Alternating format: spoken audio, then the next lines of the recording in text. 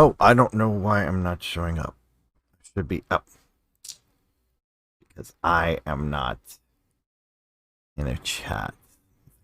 I should be showing up. I forgot. Give me just a moment, everyone. Let me turn myself back on. There we go. All right, there I am. So, hi, everyone, and welcome to a special Doki Doki Donut. My name is Darkborne, your cockable character, and you are my protagonist. And on today's Doki Doki Donut, it's just going to be a chill stream. Hey, Binary. So today we're just gonna have a quick chill stream. It's been a while since I've streamed on a Saturday.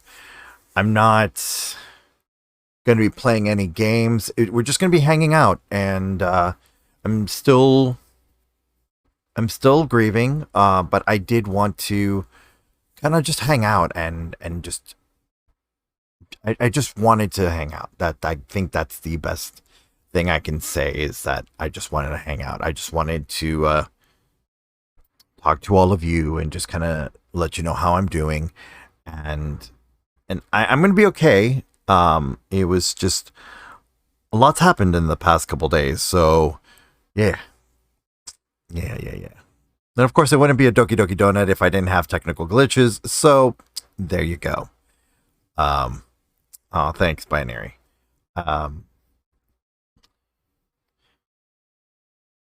So I'm just gonna ask that no one redeem the Spanish word of the day today. I want to save that for a different stream. It is set up, but I will refund your spronks if you redeem it. I just don't have the energy to do Spanish word of the day today.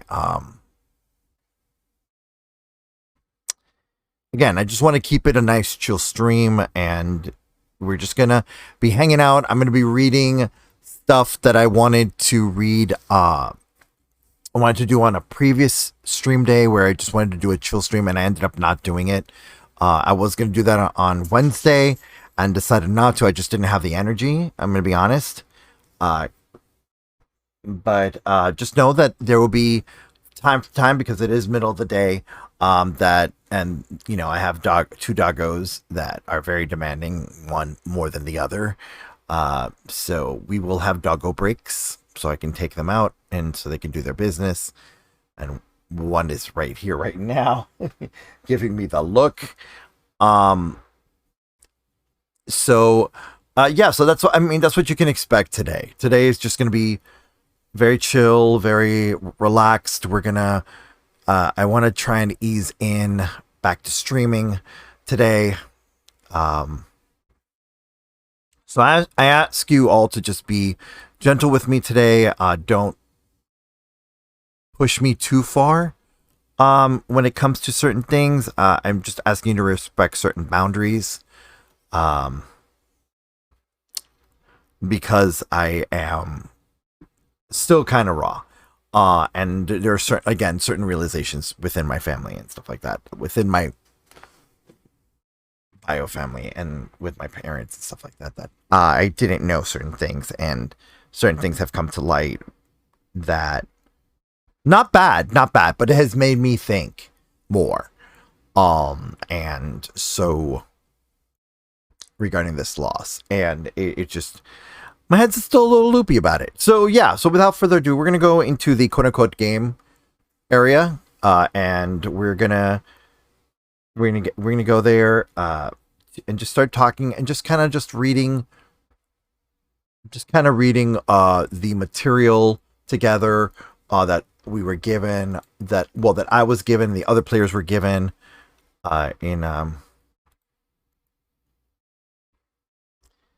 they were given last Tuesday. And so I just kind of want to catch up on all that, because oh my gosh, there was so much. There was just so much. And so yeah, so let's see here. Oh yeah, I didn't, by the way, I forgot to turn that off, everyone. I didn't make a post for now streaming, so you can ignore that. Yeah, I just went straight, so you can ignore that message, everyone. You could ignore that. There is no now streaming post. Like, again, this was just a quick surprise. I'm streaming right now. Nothing like advertised and stuff like that. It's just, again, chill. So if people make it, people make it. If they don't, they don't. It's fine.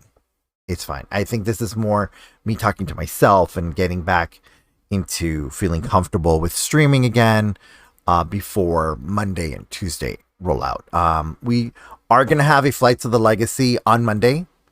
I did talk to the other... I did give a message to the Flights of the Legacy crew to let them know that I am going to be okay for Monday. But again, I just ask that everyone be patient with me, right? So, yeah. So there's that. And also my phone may ring because I do expect people to come home with groceries and stuff like that. So again, there's going to be a lot of interruptions most likely during this stream. But again, we're just relaxing and it sorry. Let's just go ahead and start reading all this stuff. Okay, so we're going to be... Let's first go into Volo's Waterdeep Enchiridion.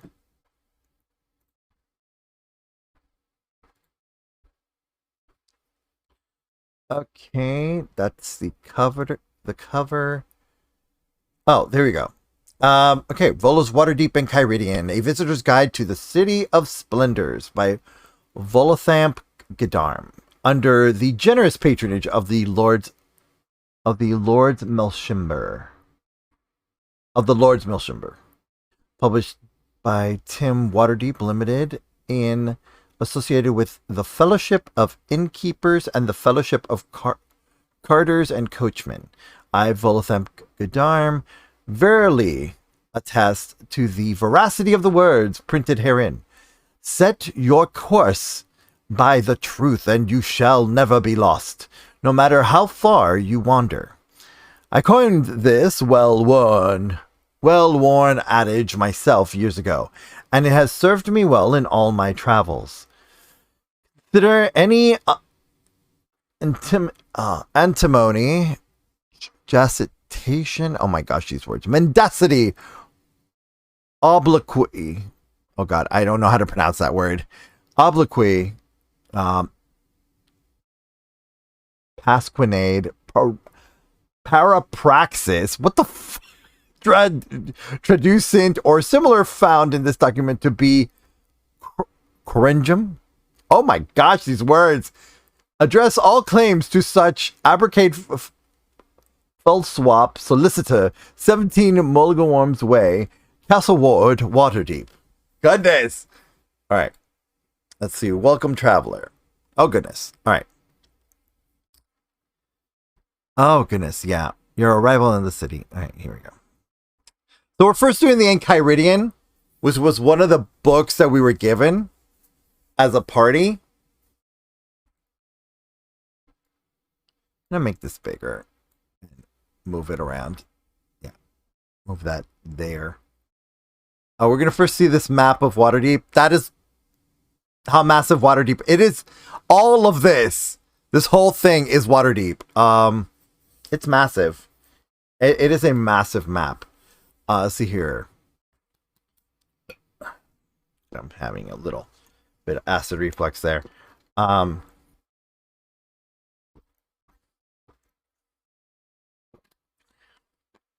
here we go.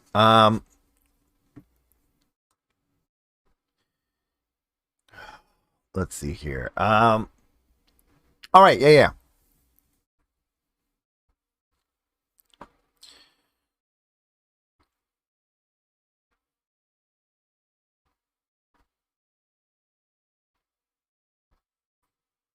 Here, welcome, traveler. Welcome, traveler. You have in your hands the foremost and the most up-to-date guide to the city, smiled over by none other than its open lord, Lady Laral Silverhand.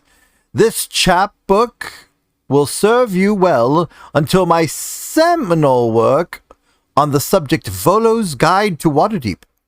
Sadly long out of print, but now a tome prized by collectors. Sorry, I'm adding that. Because, God, they're so flamboyant.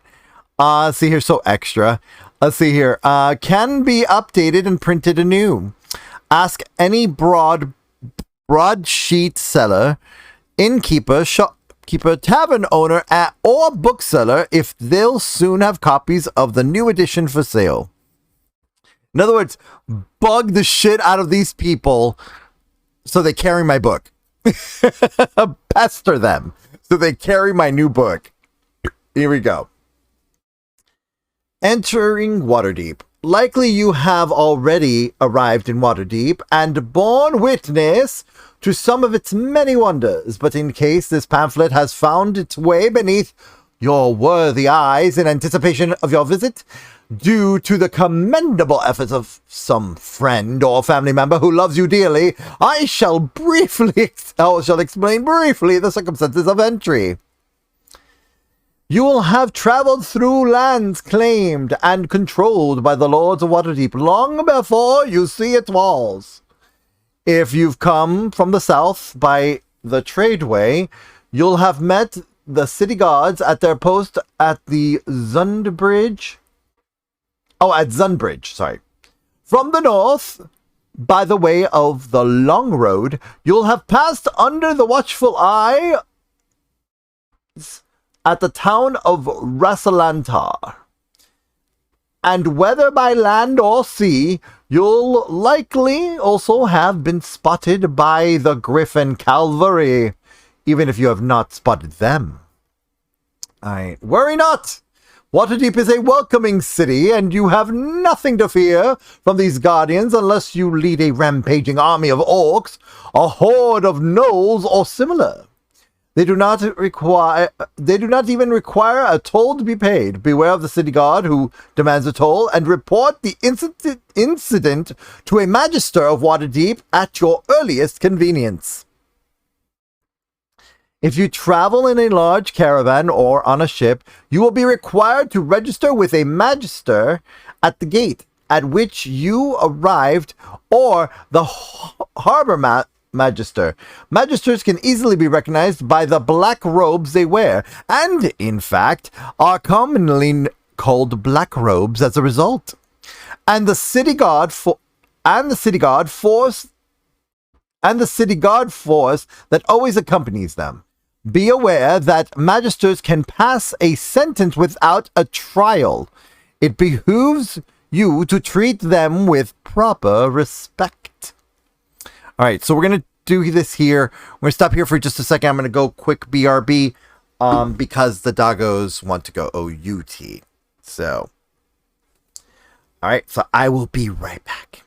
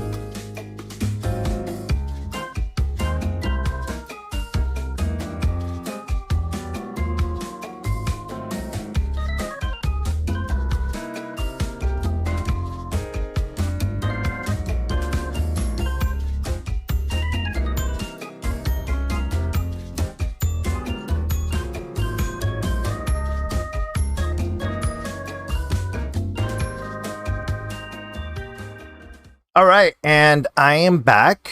Let's again. Sorry, I completely forgot to say hi back to you when you came in. Um, my brain was like, "Oh yeah, say hi, say hi, say hi," and it just like did not, for some reason, did not register. So, it wasn't until BRB I was like looking and I was like, I didn't say hi at all. Like I didn't even respond. Like what is up with my brain? But yeah. So yeah. Where was I? Oh yeah, we were reading the Ankyridian for Waterdeep. So we were kind of just catching up here. And that's cute. No lemon, I love that. That's cute. That's a cute emote. Is that one of yours or is that like from somebody else's channel?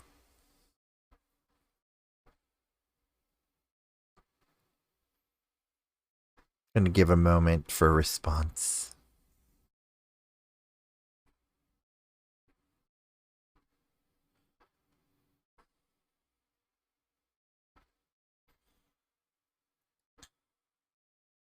Somebody else. It's a cute emote. Not gonna lie. That is super cute. That is super cute. All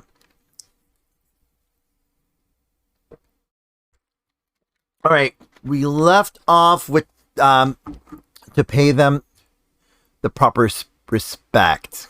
Yeah, because apparently the magisters can just say guilty and you're guilty. Period. No trial, nothing. That I'm already hating Waterdeep. Not gonna lie. Like at first I was like, "Oh, this place is so cool. It's so massive. What the what? Be respectful to someone that hasn't earned your respect yet."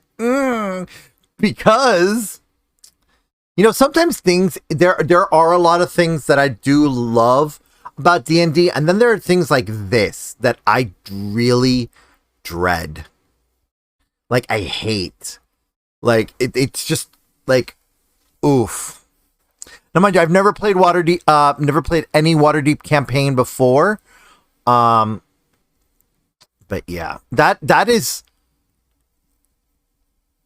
Oh right, you all have not met my a lot of you haven't met my character FahdonLosLah, which is friendship is magic. I'm going to go ahead and put his little I should honestly make a button for him to be on here when we're just chatting. I'm gonna hold on. Let me put. I think I could do the little blinking one. No, I don't have a blinking one for him. It's just cute face. All right. You know what? Let's add that. Let's just add him. Add them. Sorry, them. Because Fahdon is a they them. Is non-binary. It's my non-binary little prismatic dragon. All right. Let's just put Fa. I don't think that Fa exists on this. Yeah. Let's go to the folder that is the real dragons. Waterdeep. Prismatic. Yeah, let's do his happy face. Let's do that face. Look at that. Look at this face. Look at the face. This is just the face. It's so cute. I'm gonna put them right here. I'm gonna put them right there, and let's move. Let's make their color pink, and let's move them there. Oh yeah, no, I'm just gonna move them right here. Actually, no, right here, right here. It should. Yeah, we're gonna put them right there like that. So you can still read the socials. Should we put them in the frame? Like right there. We should put them in the game frame. What do y'all think? You know what? Yeah, because we're just hanging out today. So let's put Fa right there. And then let me move it. Let's move Fa like in the background. To the BG. like behind the overlay, because I think that would be cute. Let's see here. Let's put Fa there. Let's move. I'm sorry, I'm like trying to like move Fa like there. Yeah, behind game. Oh gosh, no. In front of games. Yeah, and in front of that one. There we go. There we go. There we go. Fa's now part of that. There we go. For now. But yeah, that's Fa. For those of you that don't know, that have been watching the Tuesday game that started Tuesday, the 22nd, we have an all dragon adventuring party. Fahdon or Fa, as their friends, their adventuring party has gotten to know them, is a lovable dumbass, I think is the best way to put it. If you watch the VOD, you'll be able to hear me voicing them, and they are definitely very kind-hearted, but yet, well, you'll see. Yeah, I don't want to give away too much about who they are, because a lot of it's going to be explored in game. But they are a sweetie. They are very much a sweetie. So yeah, I'm gonna leave that at that. But like I said, I have my phone on next to me, so that way I will mute my microphones. That way it won't be recorded on stream or captions, as I learned. So basically, we're gonna be, what's the word? Basically, what's gonna happen is we're gonna be on the lookout for my doggos wanting to go OUT, and also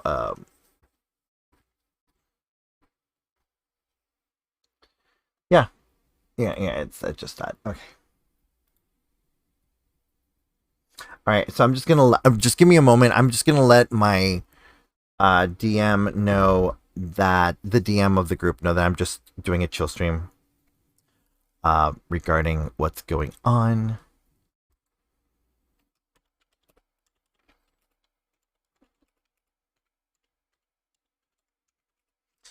Chill stream.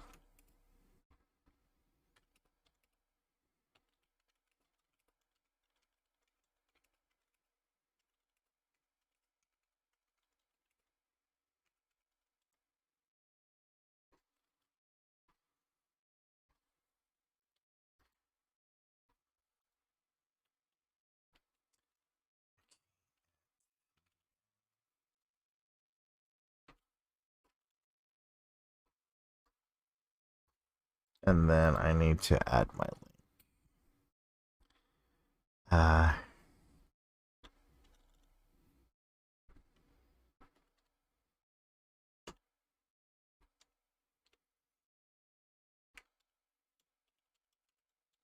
Sorry that I just got quiet. It's just I want to make sure I type this out.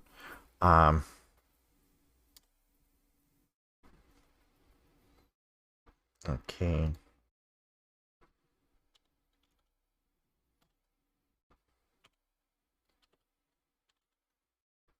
There we go.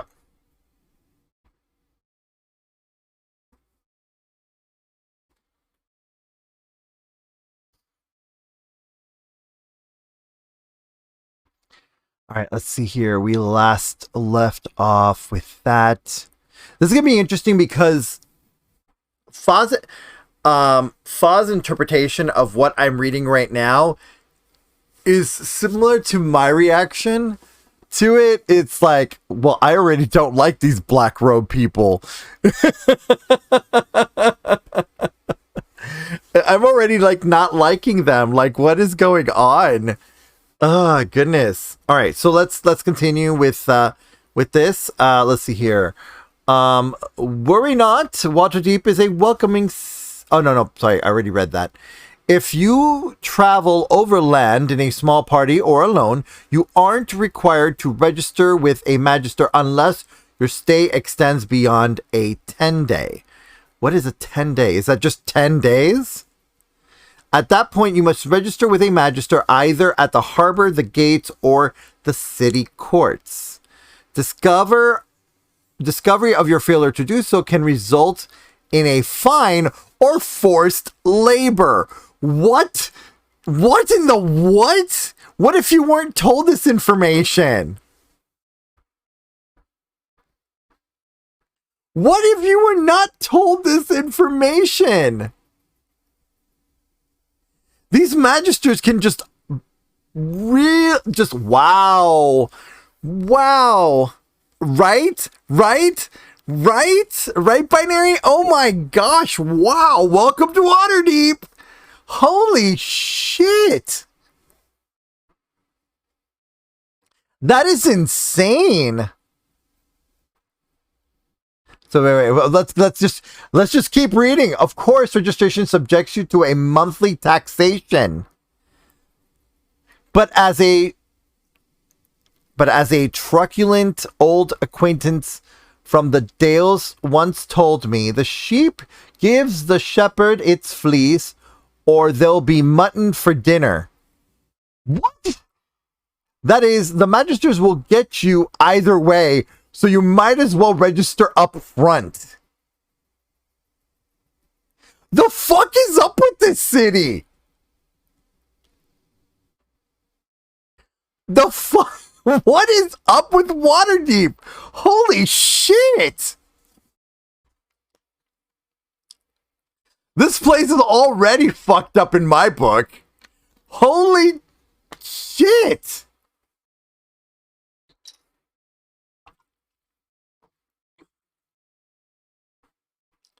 Let's keep reading. There's more, so yeah, okay. That said, many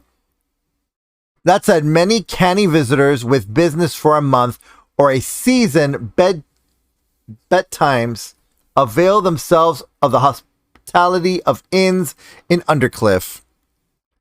Hey, Comfy. Hey, I'm just gonna say, like I was asking everybody to please be, oh, thank you so much for the host. Thank you. I don't know why it hasn't registered on my thingy. Thank you so much for hosting. I'm just doing a quick chill stream. Just kind of easing my way back. So yeah. And but yeah, no, this is just a quick. Oh yeah. No, that's the thing that I asked you when I told you to install the thing. It does that. It gives you that. It's part of that thing you downloaded. I'm not gonna say what it is, because I don't know if we could talk about it on stream. So, but that. Oh yeah. The thing that I had you install, that did that. Not the closed caption thing. The other thing. The upside down doggo thing. I'm gonna leave it at that. Okay. Let's see here. But so far, we've discovered, Comfy, that Waterdeep is fucked up. Like, really fucked up. Yeah.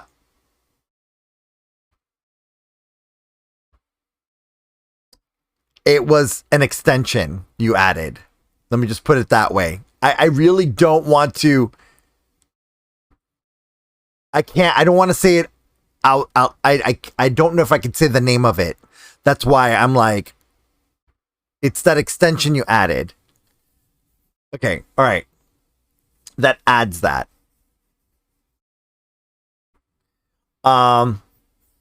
So yeah.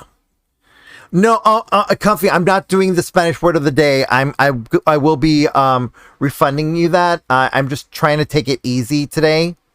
So all right, that one is completed. And then this one is refunded. Yeah, I'm not doing a lot of the things today. Those things, I just want to relax and yeah, no, we'll do. I promise you, we will do Spanish word of the day most likely during the beginning of Monday or the beginning of Tuesday during that 15 minute on Monday, or during a or on Thursday, but not today, not today. I just don't have the energy. If I think that's the best way for me to describe that, is I don't have the energy to be able to do that. It's okay. It's okay, Comfy.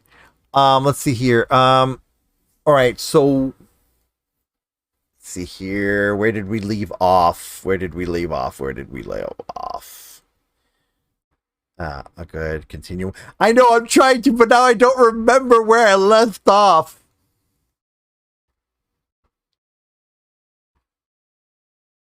Oh, there we go. That said, many canny visitors with business for a month or a season bedtimes avail themselves of the hospitality of inns in Undercliff, the pleasant farmland east of the city proper. The less well off find accommodations in the field ward because neither are official because neither are official wards of the city, they aren't subject to taxation. Note, however, that because both of these areas have yet to be formally accepted as wards of the city, they don't benefit from the securities of guild law, or the areas that have yet to be formally accepted as wards of the city. They don't benefit from the I just repeated that line. They don't benefit the securities of guild law or the protection of the watch. If you choose to follow this path, be on your guard. Fools rush in where auditors fear to tread. Regardless of what size your party you arrive with, or by what means, if you arrive by night or in winter, expect to register. In winter and at night, the gates are shut. Ships aren't expected at night or as regular occurrence after the first frost of the coming season, and are often met at docking by a magister or by a contingent of the guard who will hold travelers aboard until a magister can be summoned. Oh, wow. Okay, none of these rules apply to the city's least used gate, the West Gate. This smaller gate opens onto the mud flats, a mucky beach used by clam diggers, shore fishers, and those brave enough to bathe in the cold waves. Those who make a living through fishing with nets or traps also use this gate, keeping their small boats on the beach to avoid docking fees. Locals register with the guard as they exit and as they enter. No magister is stationed at the gate, but no new arrivals to Waterdeep are accepted here. Let's see here. If you approach by air, expect a vigorous pursuit by and confrontation with the Griffin Cavalry. Only specially licensed individuals and mounts can fly over Waterdeep. It is best to land well outside the city and approach on foot. Okay, now this one is like we're in Waterdeep and I already hate it. I already hate it. It feels so totalitarian. And we're in Waterdeep. But of course, we're here. And I was so excited about this module. Holy jeez. I'm not playing a game, so there's nothing to backseat. So we're good. We're good. Let's see here. The splendors. Okay, your arrival in the city. The splendors that await you in Waterdeep are legendary. Each of the city's wards is detailed in this work, telling you what to expect depending on where you are. as well as what thrilling things you might see and do. Before that, however, there are the small matters of knowing something of the history of the place you visit, and of understanding how to comfort yourself in the Sword Coast's grandest metropolis. All right, here we go. All right, so a long brief. You know what? We're gonna zoom in. Put them on this side of the screen. All right, so here we go.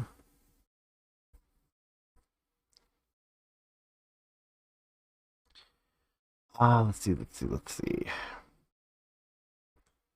Also, yeah, Comfy, I know you're a streamer, so we're gonna go ahead and give you a shout out.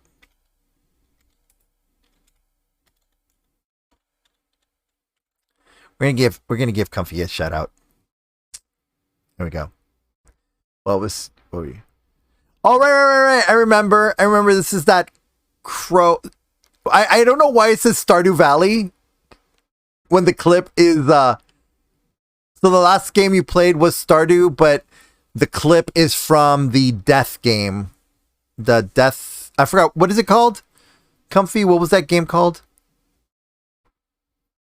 Death's Door. Yes, I remember there was like a crow. Like the protagonist is the freaking bird. Burb of death.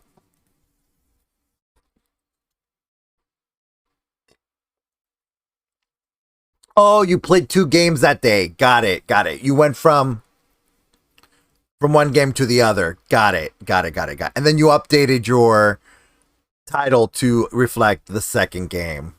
I get it. That makes sense. That makes total sense. Okay. Oh, by the way, Comfy, did you see the DM I sent? Did you see the video I sent you on TikTok regarding that person's end screen? Like that, there's the way they sign out. They're like a Minecraft streamer. And I was like blown away by the way they sign out.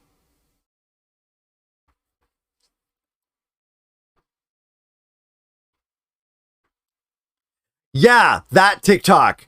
I was like, the fuck? Yeah. So really cool that they went from like RL into Minecraft and then just ended stream. Like something exploded. I think it was like a creeper or something like that exploded. Instead of saying you died, it was like stream end. It was very cool. It had that whole augmented reality thing at first. Yeah, it was really cool. It was really cool. Yeah, that was so neat.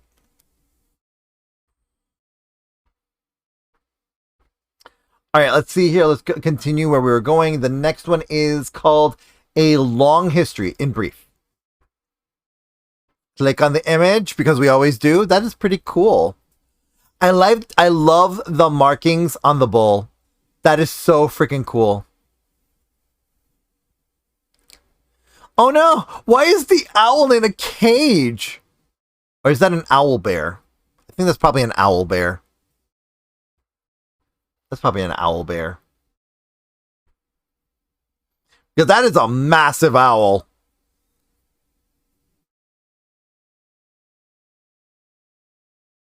The dragon puppet. The fire-breathing dragon puppet. That's great. Look at that unicorn.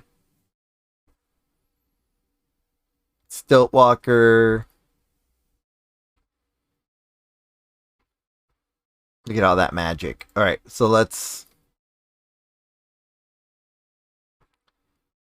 read this history in brief. Let's bring it down to here. All right, there we go. All right. Wait, what was that? It looked cool. Because arson. Because arson. Is that the dragon puppet? Is that what you're talking about? The dragon puppet breathing fire? Or because the owl in the cage?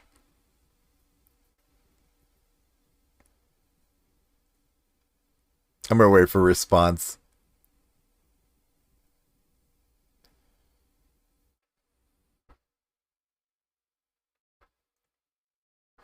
Oh, because the owl in the cage. The owl's in the cage because of arson. Got it. Okay. Yeah, he didn't like the fact that the magisters are like literally tyrants. Yeah. Burn the city to the ground.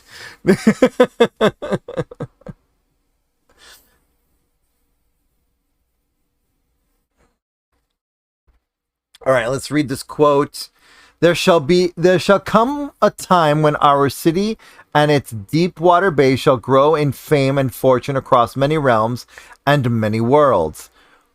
Folk shall know of Waterdeep, our city of splendors, and sing its praises. I have seen it thus, and I endeavor to make it true. Abgarian,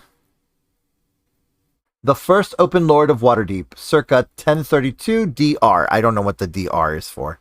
Here you go. All right, so here we go. Let's do a brief a long history in brief.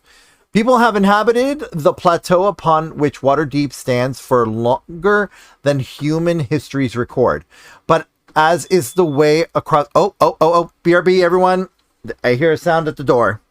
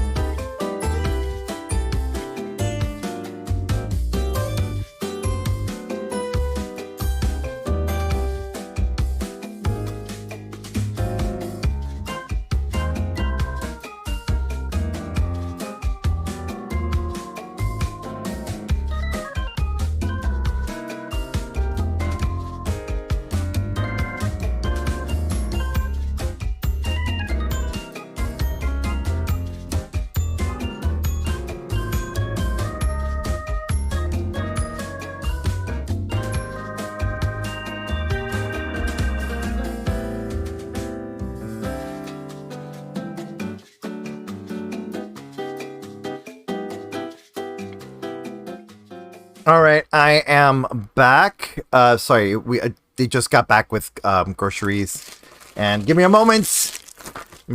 Opening up chips because we're gonna be om-nomming at the same time as we're reading this. Because oh jeez, like Waterdeep seems to be getting more terrible.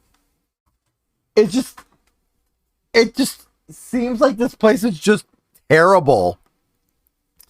All right, here we go.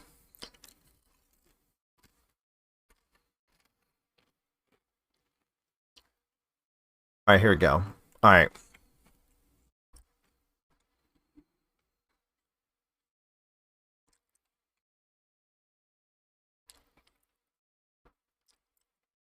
All right, let's see here. A long history in brief. Let's see here. Where were we? Oh, yeah, we didn't even get that far in, so I'll reread the first line. All right. People have inhabited the plateau upon which Waterdeep stands for longer than human histories record. But as is the way across the dangerous north, civilizations at the foot of Mount Waterdeep have crested and ebbed in great waves. Elf scholars assure me that it was once the site of Aelin Thaladar, the capital of their ancient empire of Illifarn. So it was already a glorious place when a dwarf prospector named Melair discovered mithril beneath the mountain. In agreement with the Illifarni, Melair called kith and kin to mine under the mountains and in the plateau, and thus Clan Malakarkin came to rule below as the Illifarni did above. Cool. Okay, that's kind of cool. But this fruitful alliance lasted less than the lifetime of a dwarf. For the emperor of the elves, what they call a coronal, commanded that all leave in retreat that great exodus of elves from Faerun to their mystical isle of Evermeet. Sorry, chip got like stuck in the back of my throat. Let's see here. All right. Great Exodus. Evermeet. Oh, there we go. Not all elves agreed with this edict, and many were determined to stay. Well, what emperor has ever willingly allowed another to sit in his throne? The coronal had all of Aelin Thindar razed by magic, and the remaining elves splintered into separate kingdoms. The Malarican, of course, saw this as a breaking of their bargain, and never again did they deal with elves. Instead, they tunneled even deeper under the mountain, never to be heard from again. Wow! Okay. Elves are jerks. All right. The elves are jerks. Okay.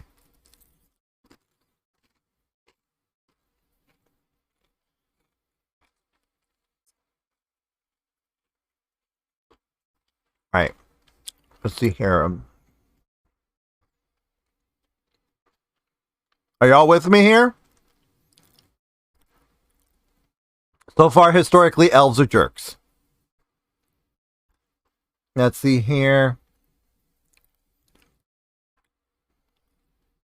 When are elves not jerks? I mean, that's fair. That's fair. Binary, that is fair. Let's see here. Let's see here.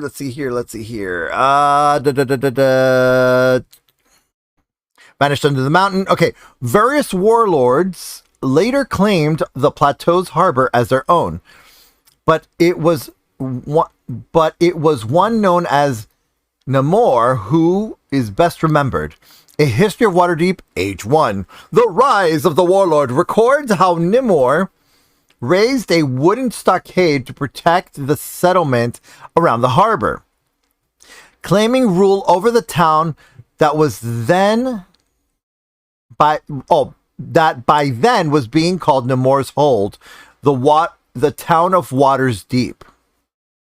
Interesting, okay.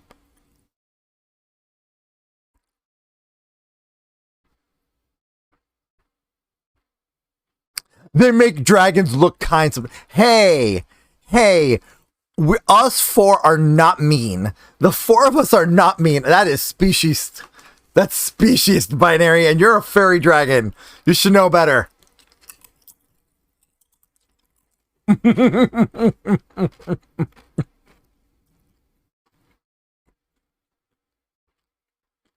All right, here we go.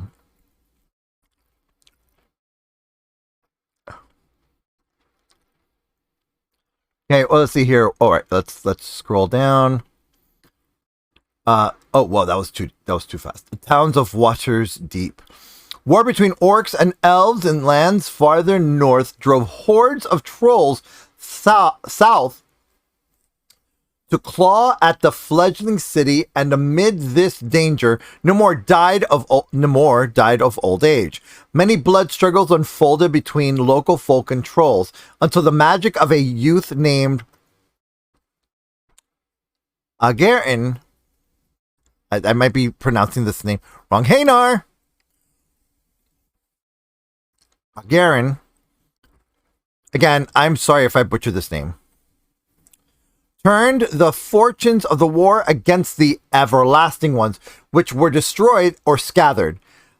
Ankyridian improved slowly in skill and power with the passage of the years, until he became the great mage. He is said to have discovered a supply of potions of longevity, or learned the art of making such, for he lived on, still physically in his prime, for decade after decade. A history of Waterdeep Age 2, the Lord's rule, begins records that in the year 1032 DR, Ankyridian, then in his 112th winter, argued with Roarlord.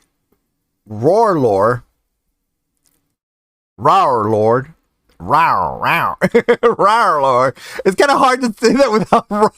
It's so hard to say. Roarlord, who was then warlord of Waterdeep. Roarlord wanted to use Waterdeep's acquired wealth and strength of arms to create a northern empire. Ankyridian defied him before all the people, and Roarlord ordered the mage to be chained. But when Ankyridian magically turned aside all who sought to lay hands on him, Roarlord struck at the mage with his own sword. Ankyridian then rose in the air, just out of reach, and used his magic to transmute Roarlord's blade into a hissing serpent. When the serpent struck Roarlord, he died in full view of his shocked followers.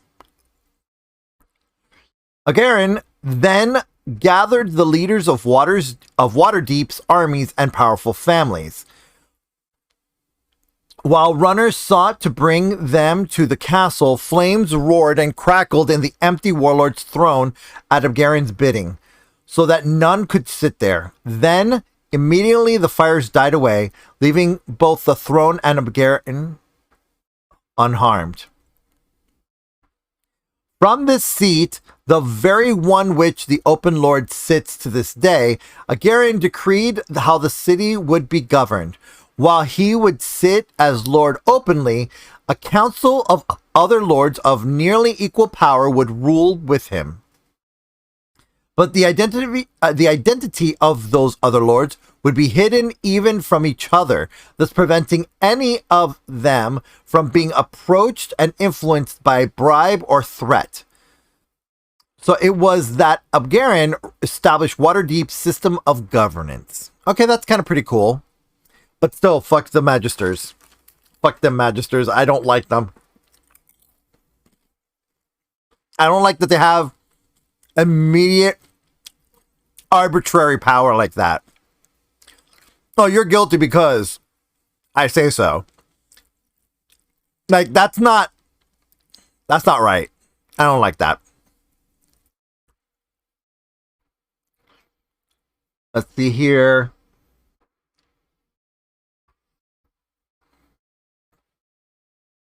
See here.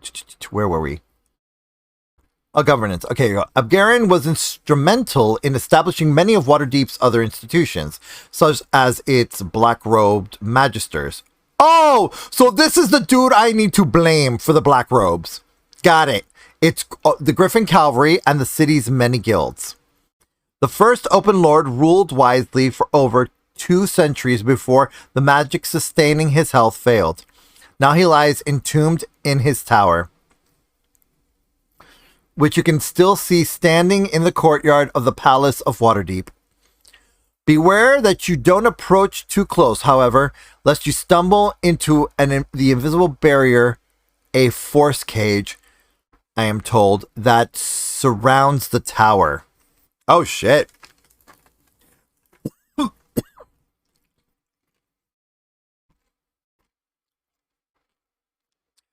Excuse the cough, everyone.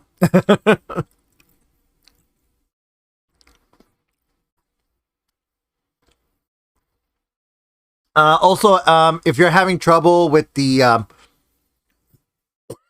closed captions of where they're sitting, just go into your viewer, and then you're gonna see towards the very bottom, you know what, like where it has the volume control and everything, you'll see a little gear, which is the settings. Click on that. Then the next thing you should see is something that says closed captions. And then just, just follow the instructions for the closed caption. It'll let you like move it left, move it right, change the size of them. There are some presets as well and whatnot. So that's how you can adjust the closed captions on your screen. Let's see here.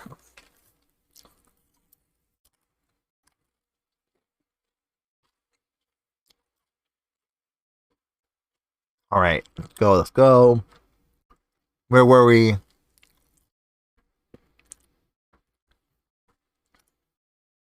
Oh, the force cage that I am told that surrounds the tower. Here we go.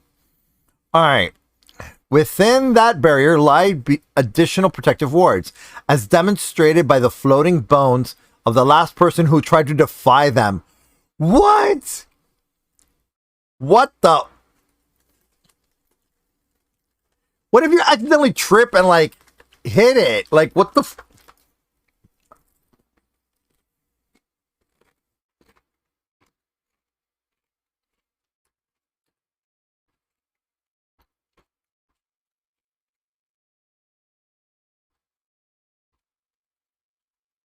Wow. The name of this poor soul has been lost to time, but the miscreant was likely a wizard who sought to steal magic treasures that had been entombed with their former owner. Now they hang in the air beyond the invisible force cage in a rough resemblance of their natural position, occasionally displaced temporarily by strong winds or mischievous children with long sticks.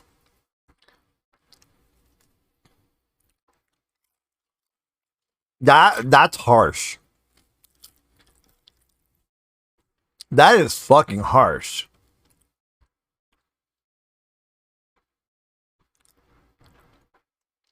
Abgarian's wise rule is celebrated on the first day of Elasis, which has come to be known as Abgaran's Day.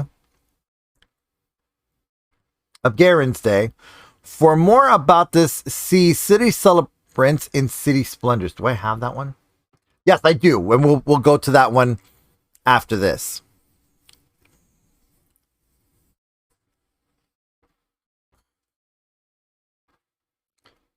Oh, let's see here. All right. Many significant events stand out in Waterdeep's history, but none have had so great an effect on daily life than the three apocalyptic periods known as the Time of Troubles, the Spell Plague, and the Sundering. The most recent and hopefully final. On all these occasions, the actions of gods at war with one another led to the loss of the twisting of magic in the world. During the Time of Troubles, Waterdeep stood at the center of events, but the effects of the more recent crisis can be seen in the city today, even though they occurred a great distance from where Waterdeep stands. When the gods walked among mortals during the Time of Troubles, they were cast down to the world by a mysterious overgod, Ao, in 1358 DR. Until then, none but the gods had known of Ao's existence. And since then, we have learned a little more. As all know, the crisis began with the theft of the Tablets of Fate by the vile and ambitious god Bane and Merkel, later joined by Baal.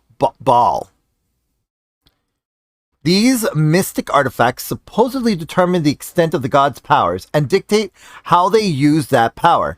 As punishment for this affront, Ao cast down the gods, or the ones that humans worshipped at any rate, and then demanded that they return the tablets to him. But Ao was not omniscient, it seems, or overly wise. The gods did not seek out the tablets, and thus it was left to mortal heroes to sort out the mess. Of course, it's always...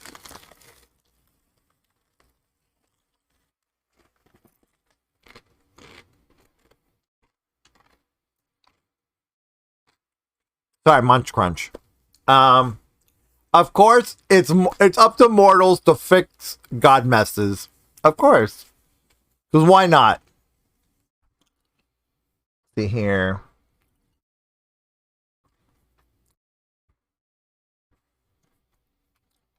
They did so.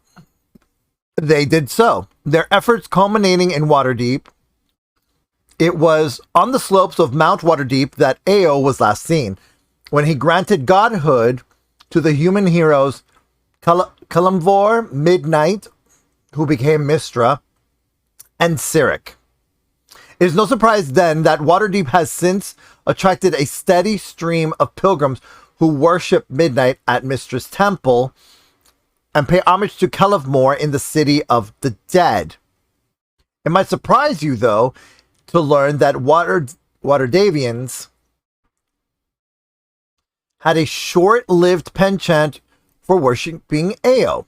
Thus, Cynosure, that great marble pillared structure at the edge of the market, now rented out for private and public events, was built as a temple to Ao.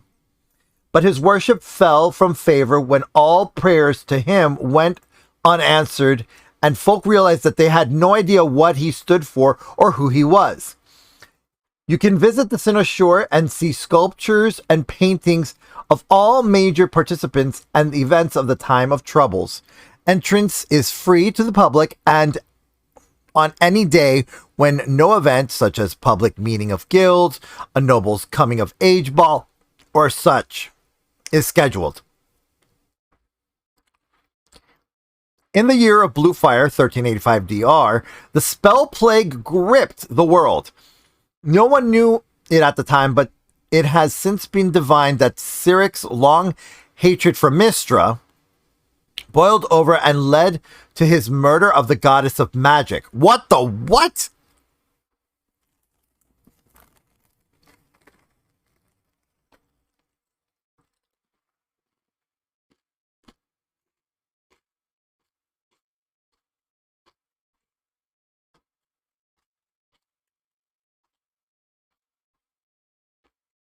Whoa. I'm sorry. I need to take a little break from this.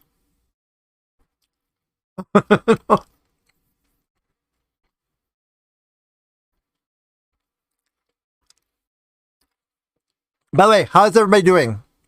How's everybody doing right now?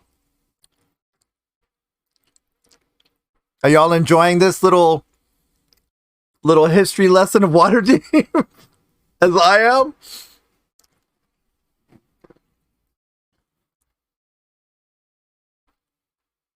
Oh, you made coffee. Awesome, you made coffee.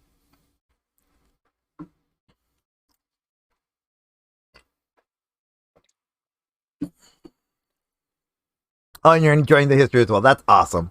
Yay. I'm like, what the? I'm like, what the fuck?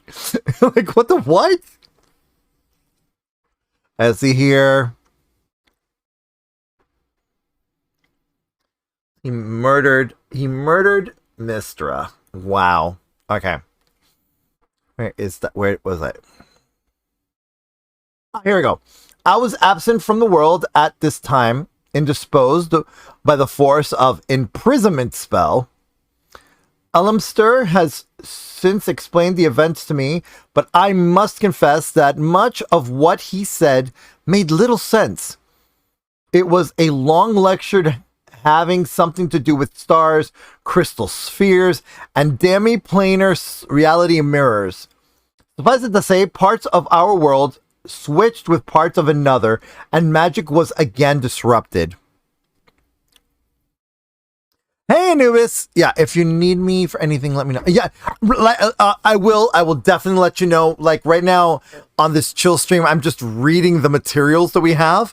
I will say this, as a player, I'm already in. I hate Waterdeep at this point as a location, and it's mostly because of the description of the arbitrary power that magisters or black robes have. They're just like, oh, you're guilty. That's it.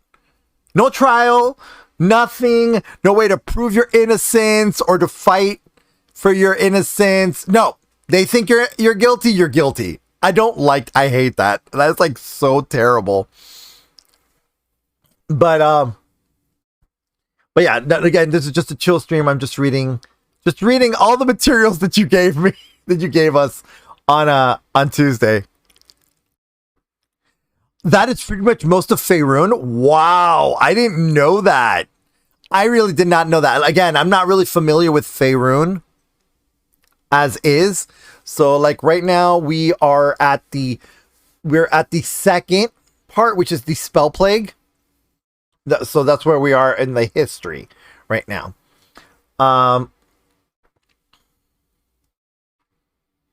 Let's see here. Let me see if I can catch up to where I was. Magic was again disrupted. Okay, during this period, the powerful magical fields that protected and affect Waterdeep became unstable. This led to the disastrous activation of most of Waterdeep's amazing walking statues. Holy shit, during an earthquake.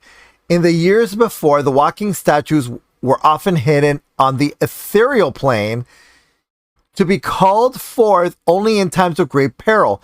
Many in the city doubted that such massive sapient constructs were even real, let alone that they guarded the city invisibly. The spell plague confirmed their existence for all to see, though, and each carved a swath of destruction through Waterdeep before it was stopped. Now the walking statues stand about the city in various states of readiness or disarray. One of the most obvious of Waterdeep's so-called splendors. Let's see, it's based on medieval society where the rulers can be judged, jury, and... Yeah, no, I get that. I totally get that. But I'm like, especially since I'm also reading this as Fa. Excuse me. Since I'm also reading this as Fa, I am like filled with like, why is this a thing? Why are people so cruel? Why are humans so cruel? Why are they being so mean? Like, why is it like this? Like, this is terrible. Is this what humans are like? Like that kind of thing. That it's like I'm also kind of like doing the whole thing with just wondering why humans are so nasty to each other. Like, why would they? How is this a good thing? Just like different states of like, but why? But why is this? Why is it like this? And why are you celebrating this like this is a good thing?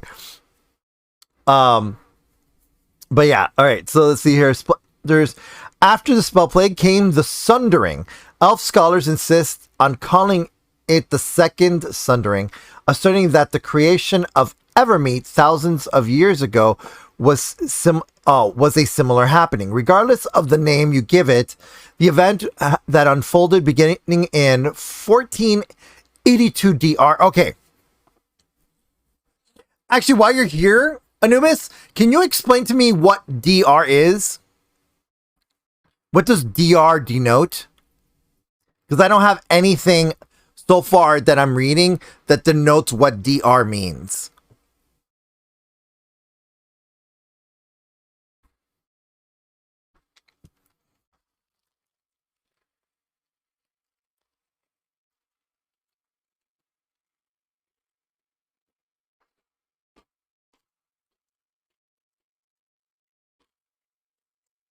Thank you. Thank you. Yeah, if you can let me know.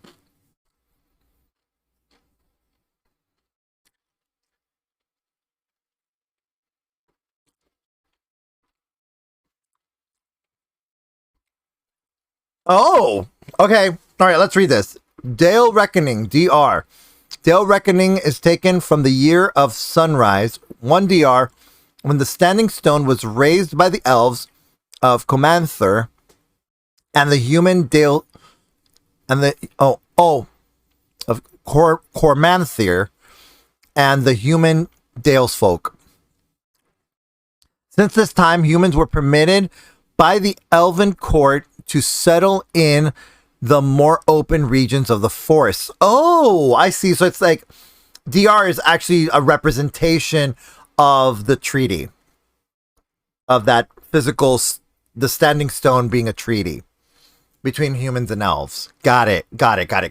Well, specifically the elves of Cormanthir and the humans of Dalesfolk. Okay, so that's what that means. The Dale's Reckoning. Okay. All right. Okay, so now we have context as to what the fuck DR means. All right, so here we go. All right.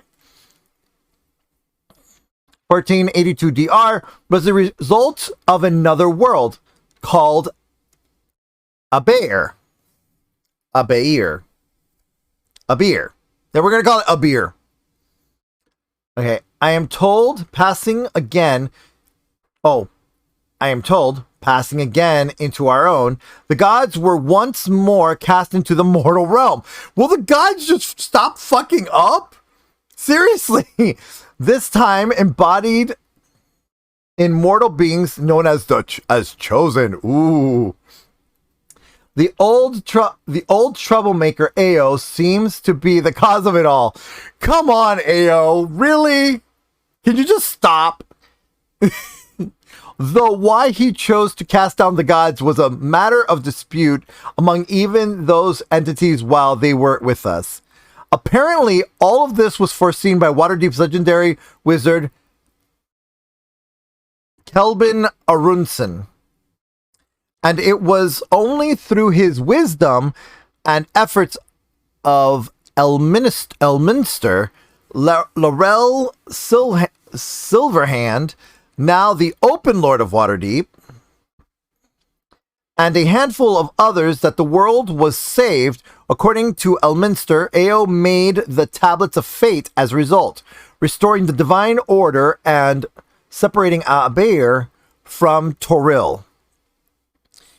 But take that as you may, according to that roguish Longbeard, he saved the world without anyone noticing every other month or so. Okay. That was a brief yet weird history Okay, so there were 3 major events in Waterdeep, and they're hoping basically the take back of this is that they're hoping that the Sundering was the last major event. Okay.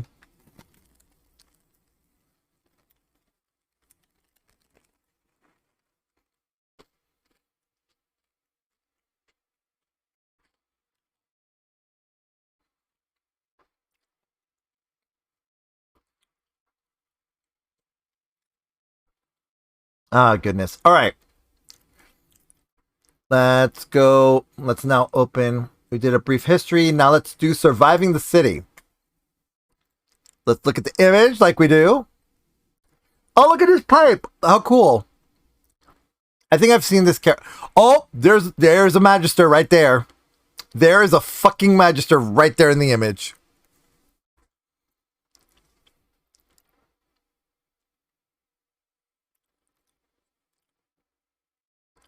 The year of our campaign is 1492 DR. Wait, hold on. Let's go back to a long...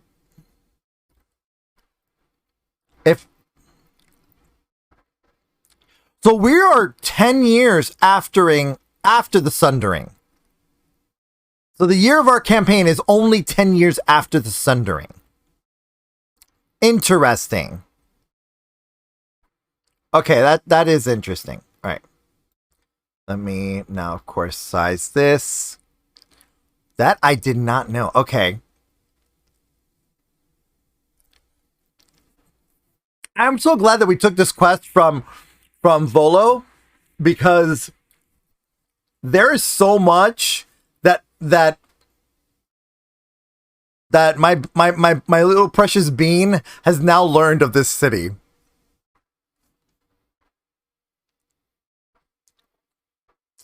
And so when I'm just gonna say this, that they basically, I'm gonna say that he pretty much will skim through the book.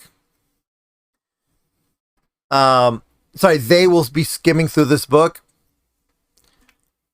from time to time. So I'm gonna like pick a chapter that they've read, a section of the Waterdeep Enchiridion that they've read every rest. I think that's how I'm gonna play it. That's how I'm gonna play it. So I think the first thing they're gonna do is they're gonna read the Welcome Traveler part and be very weary and nervous around black robes. Be very scared of black robes. Because to them, they're just arbitrary meanies. Like bullies.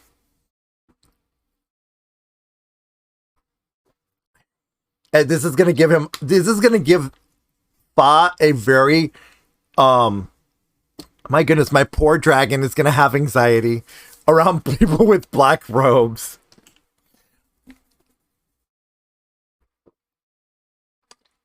Oh, can you explain to me what is a 10-day? Because it was written as one word. I have no idea what length of time is a 10-day. Is that just 10 days made into one word? Is a 10-day just one word for 10 days?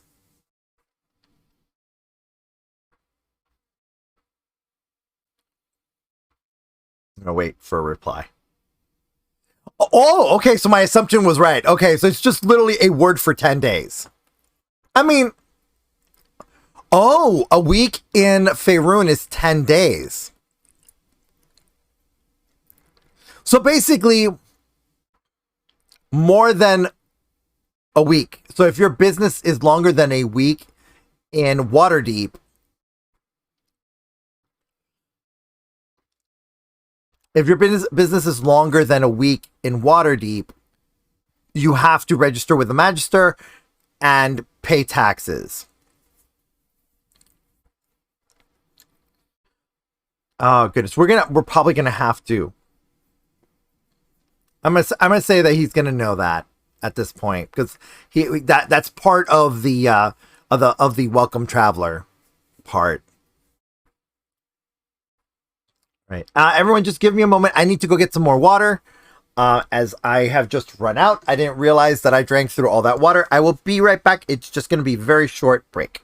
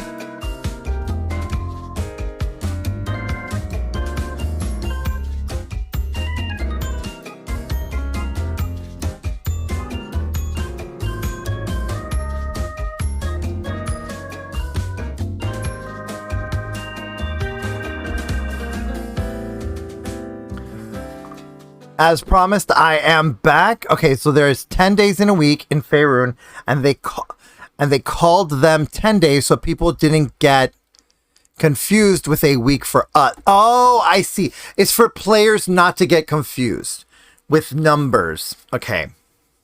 It's just a quick little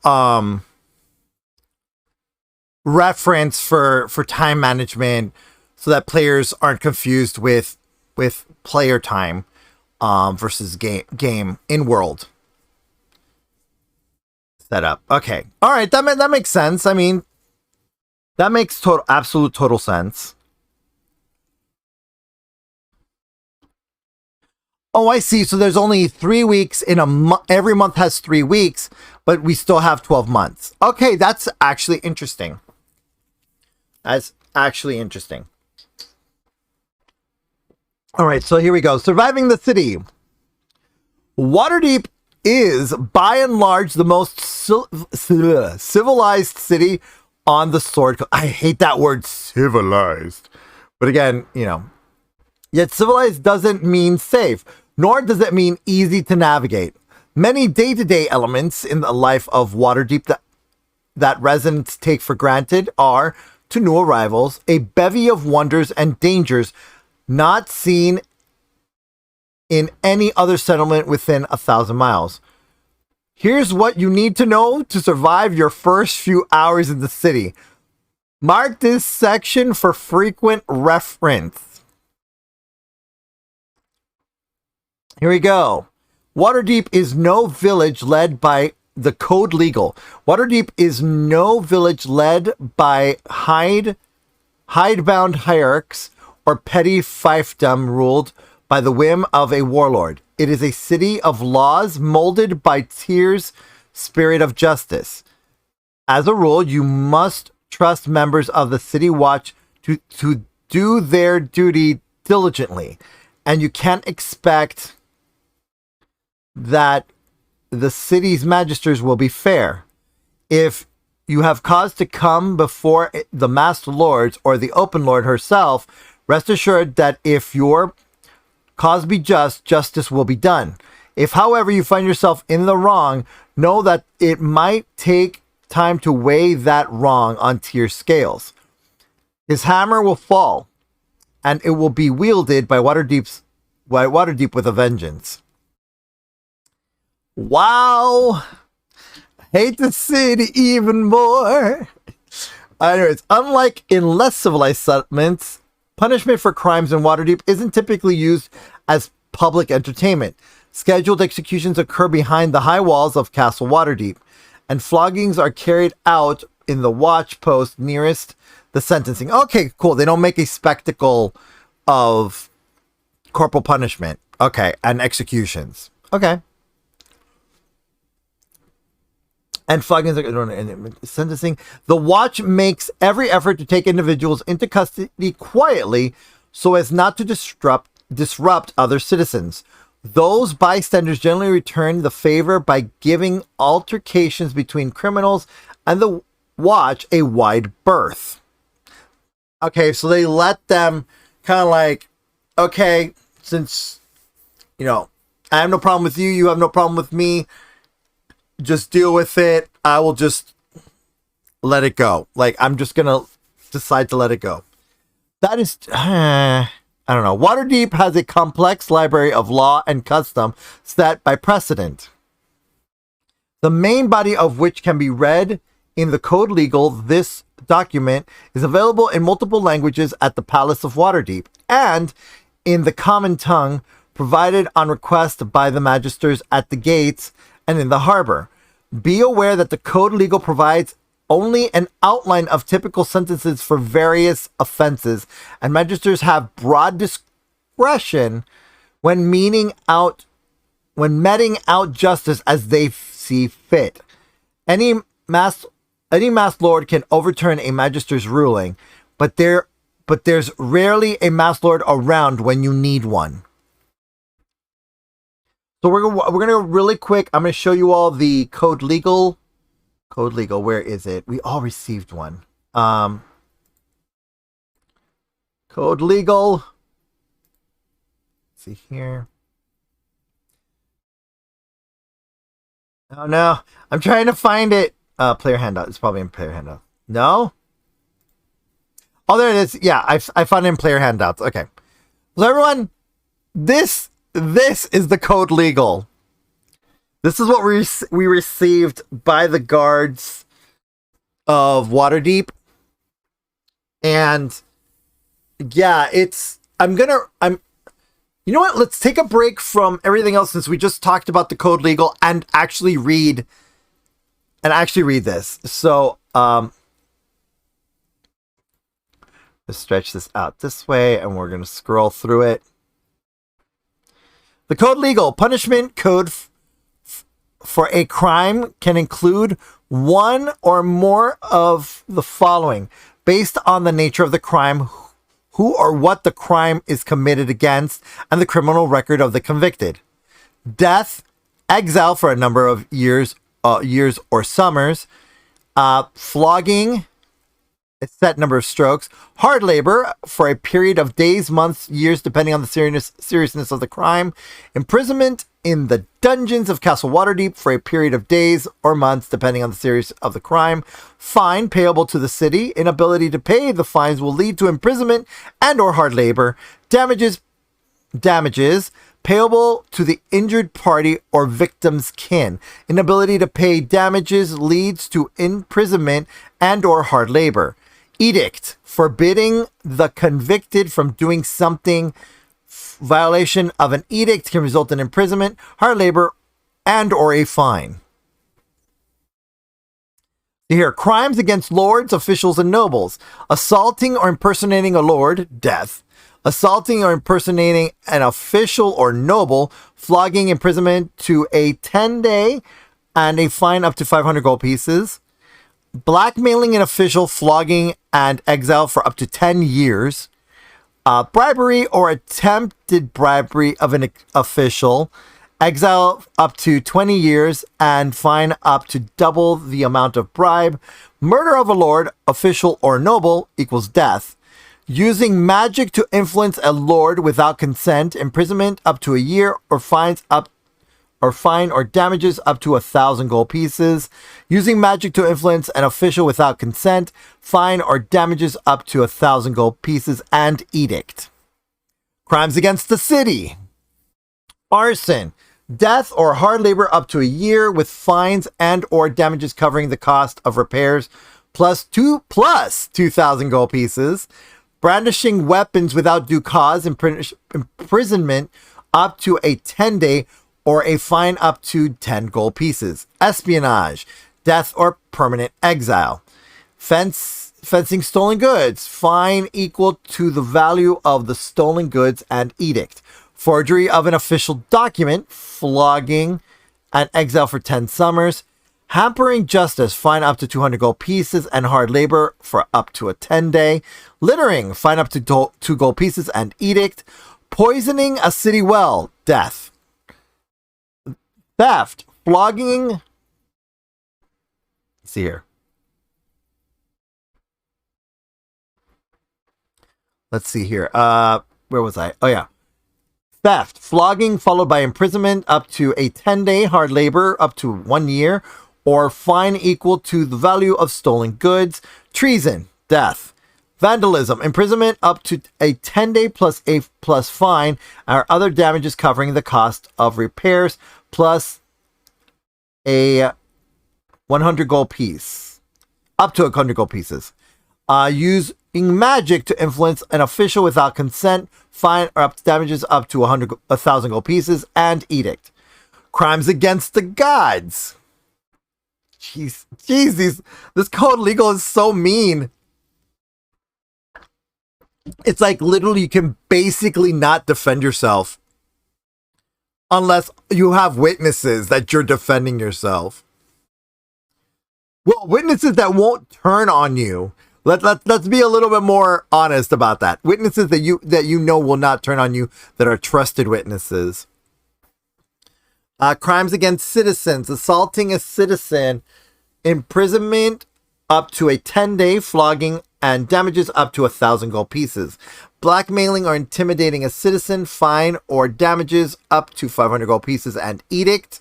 Burglary, imprisonment up to 3 months and damages equal to the value of stolen goods plus 500 gold pieces. Damaging property or livestock, damages covering the cost of repairs or replacing up to 500 gold pieces. Disturbing the peace, fine up to 25 gold pieces and edict. Murdering a citizen without justification, death or hard labor up to 10 years and damages up to 1,000 gold pieces paid to the victim's kin. Murdering a citizen with justification. You probably lagged because I did not skip that. Oh, no, wait, I did skip that. Hold on, we'll go back to that. We'll go back to... No. I did skip that one. I did accidentally skip that one when I came back from getting water. So give me a moment. I will go back to Crimes Against the Gods because I did not read that one. And now that... Yeah, no, you didn't space out. You didn't lag. I accidentally skipped over it. I did accidentally skip over it. Let me just finish. We go. Murdering a citizen with justification. Exile up to 5 years or hard labor up to 3 years or damages up to 1,000 gold pieces paid to the victim's kin. Robbery, hard labor up to 1 month and damages equal to the value of the stolen goods plus 500 gold pieces. Slavery, flogging and hard labor for up to 10 years. Using magic to influence a citizen without consent, fine or damages up to 1,000 gold pieces and edict. Now let's go to Crimes Against the Gods. Assaulting a priest or lay worshiper, imprisonment up to a 10-day and damages up to 500 gold pieces. Disorderly conduct within a temple, fine up to 5 gold pieces and edict. Public blasphemy against the gods or church, edict.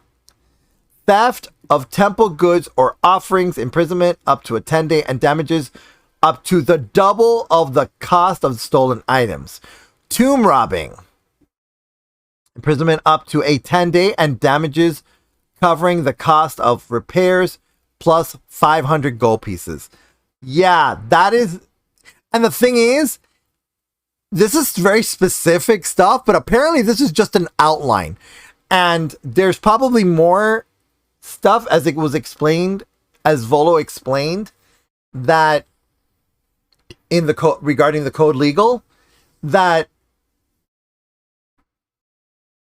it's still on you, even though you maybe were not known about the magisters or whatever. That's still your fault. That's your fault.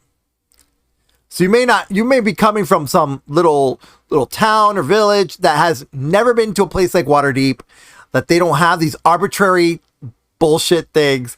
It is still your fault for not following rules that you weren't even told about. So, yeah. All right, so arms, armor, and combat. All right, individuals accustomed to the rough and tumble life in much of the north are often surprised by the fact that Waterdavians go about unarmed and unarmed. Unarmed and unarmored. Yet Waterdeep doesn't have any law that forbids carrying weapons or armor. Instead, it has a culture of civility that makes such behavior unnecessary. Dueling has long been illegal in Waterdeep, as has any sort of act involving assault.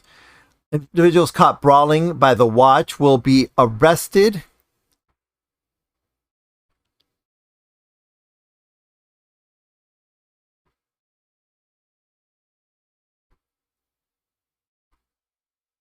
There you go. Those are them for the most part. LOL. The Magisters still follow Tyr's justice, though, so they are not unfair, fearing his wrath if they do. The thing is, though, that is so subjective. That is so subjective, because if they don't have the full details of the situation, if they perceive it as they're passing Tyr's justice, they find themselves just.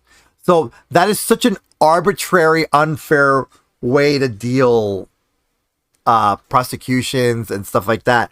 So again, they're right now reading this. Is feeling like they're the whole "I am in danger" thing, because it's like this.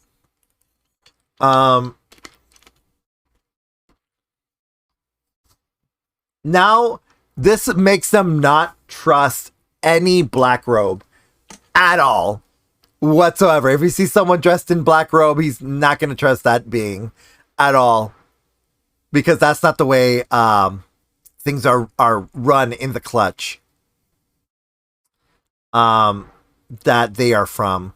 And so, which I still need to write that backstory, by the way. I know. We'll probably do a chill stream, where we actually write out Fahdon's backstory. We'll actually kind of write it together, but today is not going to be that day.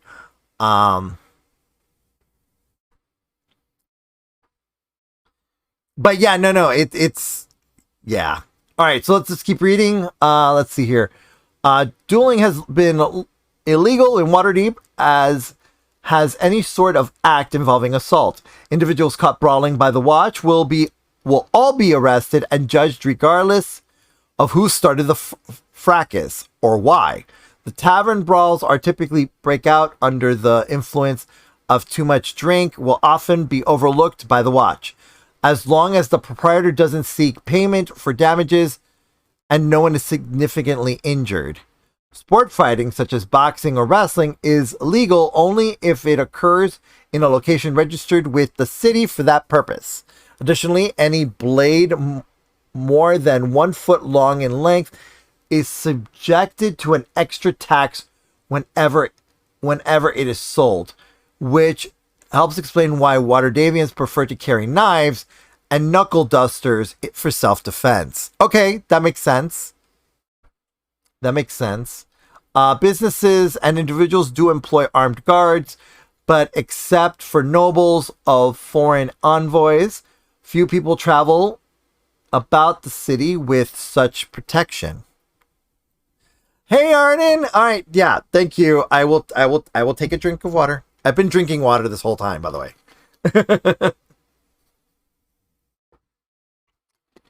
All right. So my sweet, sweet innocent child is right now extremely traumatized by what they are reading. Oh yeah, no problem, Martin. Let's see here.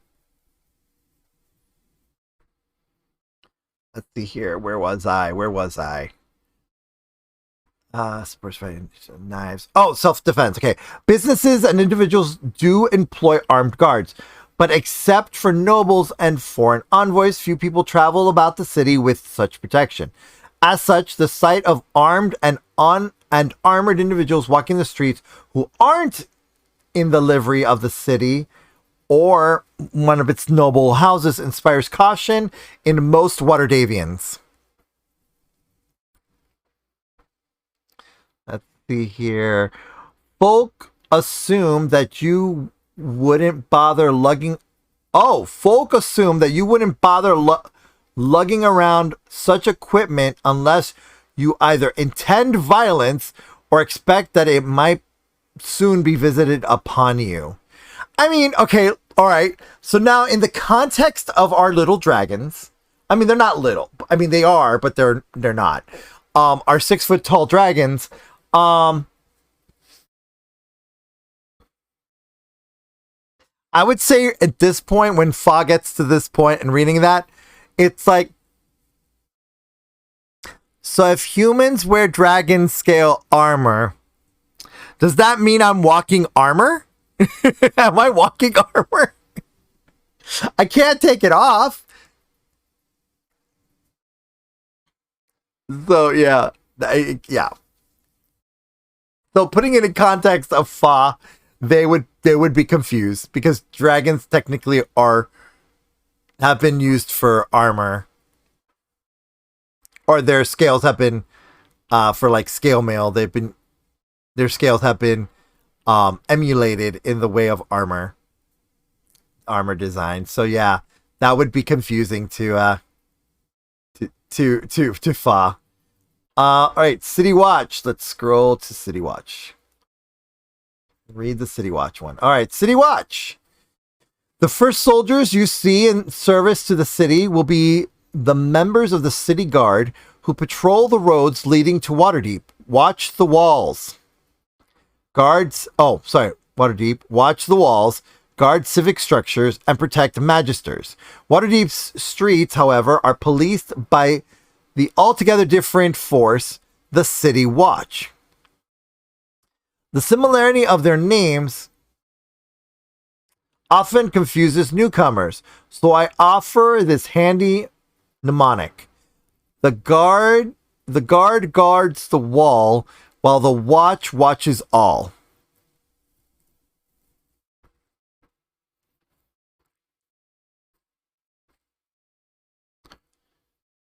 Oh, yeah, LOL. That would be the same in any city, though, LOL. If you walk down the streets in any city in a bulletproof vest, it would be assumed that you were looking for or expecting trouble. No, it's true. No. I don't down the city because of the way the laws are written and stuff like that. And the way the culture of Waterdeep is regarding armor and arms, that it would that culture mindset makes sense. That the citizens would be weary of anybody wearing armor or has weapons that are not attached to like a noble or an envoy or something, or some diplomat or anything regarding the nobles of the city. Yeah, exactly. But from Fa's perspective, this is weird. Am I armor? It's like, am I armor?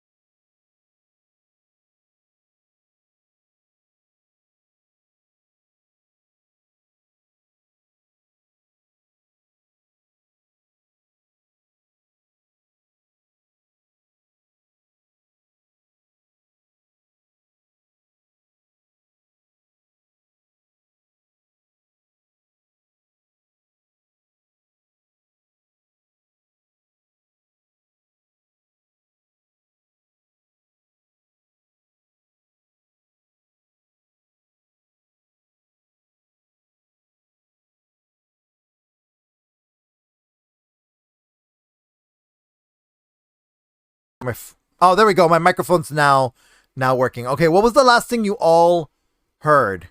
Can someone tell me what was the last thing they all heard? Because my microphone just stopped working.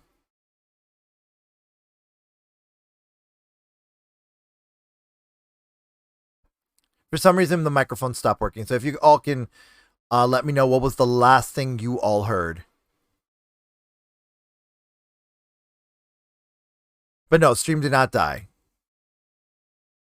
No, okay, I know you just got here. I just need to know from like Arden what was the last thing they heard before it cut me off, so that way I can repeat what I said. Anubis, do you know what was the last thing I said?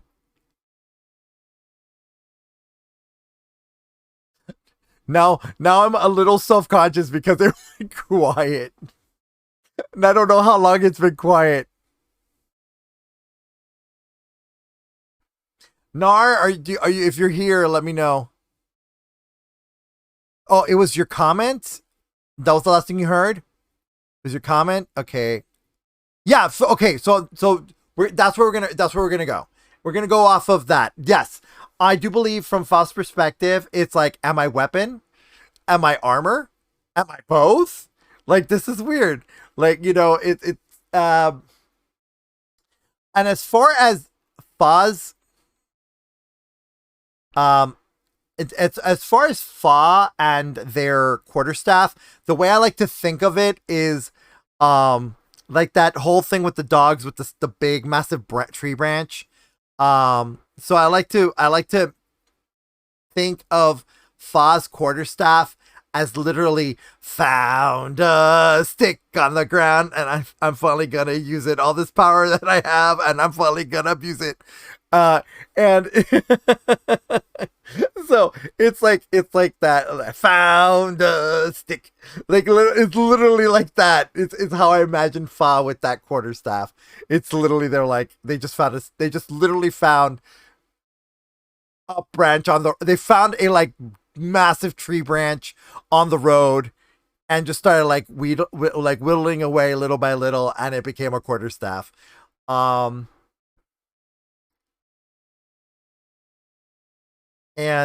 so yeah, that's how I imagine that that quarterstaff is just literally a stick that they found, or a tree or something like that they found, and just yeah. It was because that's literally, it's just a stick. It's just like, to them it's just a stick that they use. But anyway, so let's get back to the City Watch. Okay, all right, so I'm gonna reread the whole thing just in case that didn't get recorded. So City Watch, the first soldiers you see, spoiler alert, they are going to be, oh yeah, so everybody understands, the party, our dragon party, we're gonna be going into the dungeon of the Mad Mage after we finish Waterdeep. So we're literally just gonna go straight into it. Oh, thank you, Comfy. There we go. All right, thank you. Let's see here. Okay, City Watch. The first soldiers you see in service to the city will be members of the city guard who patrols the roads leading to Waterdeep, watch the walls, guard civic structures, and protect magisters, who I like to call the Magistapo. Just messing since it gave the warning about spoilers. Oh, gotcha. Gotcha. You were trying to be funny in a thing that was already announced.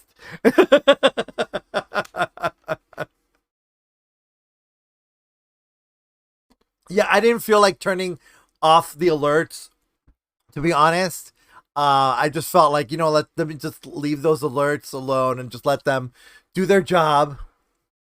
But I also don't want people to tell me spoilers of Dragon Heist. So that was the reason why. So I'm just going to warn everybody, do not tell me anything about Dragon Heist. I've never played Dragon Heist. I haven't done a lot. All this information is new to me. So unless I ask our DM, which is Anubis, please do not answer things that, unless they are specific to what I'm reading. Please don't spoil Dragon Heist for me. And since Arden is watching as well, don't spoil it for Arden as well. We have not done this stuff, so this is new content for us that we haven't played. So just, yeah, the only Dragon Heist I know, when you don't. All right, let's hear.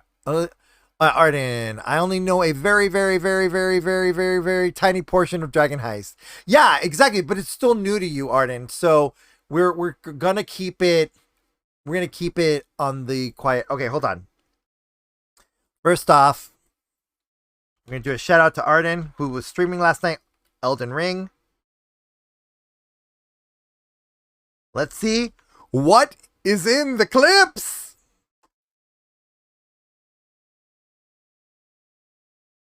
Oh, you with the massive sword. Yeah, with the massive sword of swords. Ah!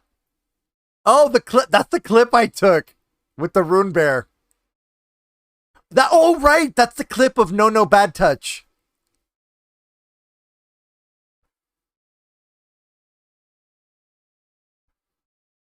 because we weren't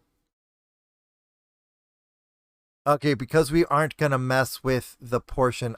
I know. I don't get. I don't get scream. No, Silgar, dramatically. Oh god. Oh no. Yeah. The bear hugs of doom. No, I was like, oh no, bad touch, bad touch. Because like soon after that, all those of you that probably didn't watch the stream last night, Arden later ran down into like a little dungeony cave type thing, down some steps, just enough to be able to heal themselves. Because, and the thing is that when Arden looked back to see where the bear was, it was literally stomping and attacking the opening until it walked away. And it was like, just, the rune bear would not let up for a little bit. And I will say this, that sniping of those massive bolts was insane. The freaking precision. But anyways, let's get back to Waterdeep. Let's see here. Waterdeep streets, however, are policed by the altogether different force, the City Watch. The similarity of their names often confuses newcomers, so I offer this handy mnemonic. The guard guards the walls, while the watch watches all. Oh, was it sleeping? You woke it up? I missed that part. I must have stepped away at that moment. And not noticed that. That must have been when I stepped away for a bit. Wow. Okay, so you were the aggressor. You aggressed. You were the aggressor. And you were just, yeah, they were just letting you know that it was not okay. That was not okay. All right. You can recognize any member of the City Watch by the uniform. Oh yeah, we aren't doing spring, so no goldfish key. I thought we were doing spring. Or are we doing fall?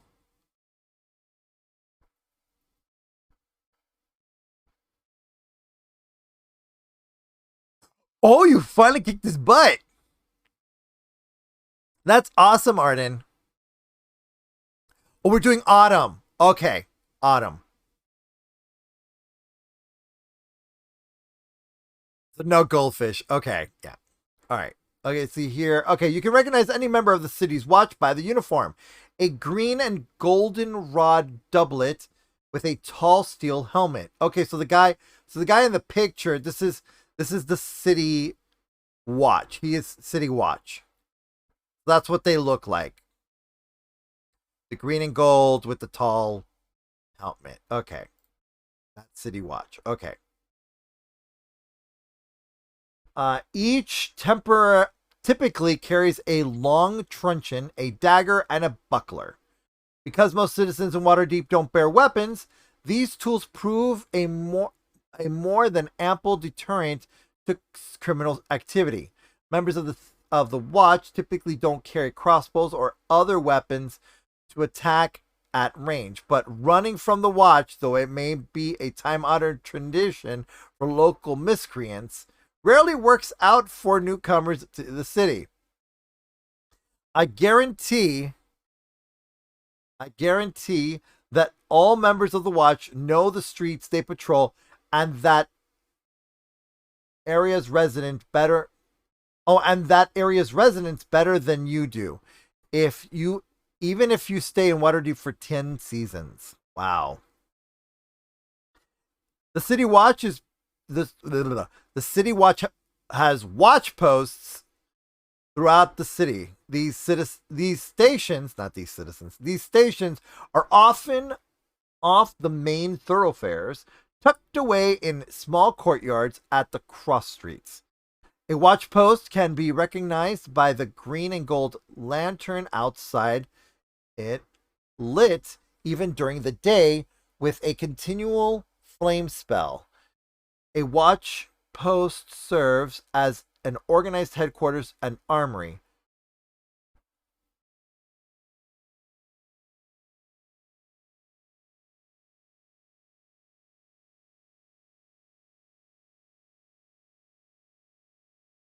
I'm pretty sure word would have gotten around about the dragons.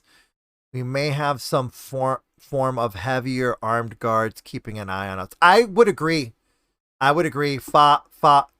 Like, again, I'm reading this as me reading it, but I'm then I'm reading this as myself, but then I'm like trying to think how will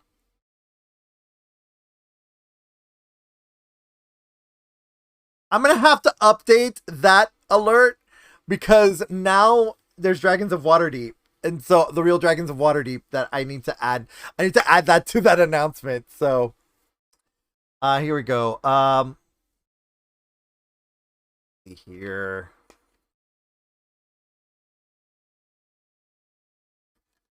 Let's see here.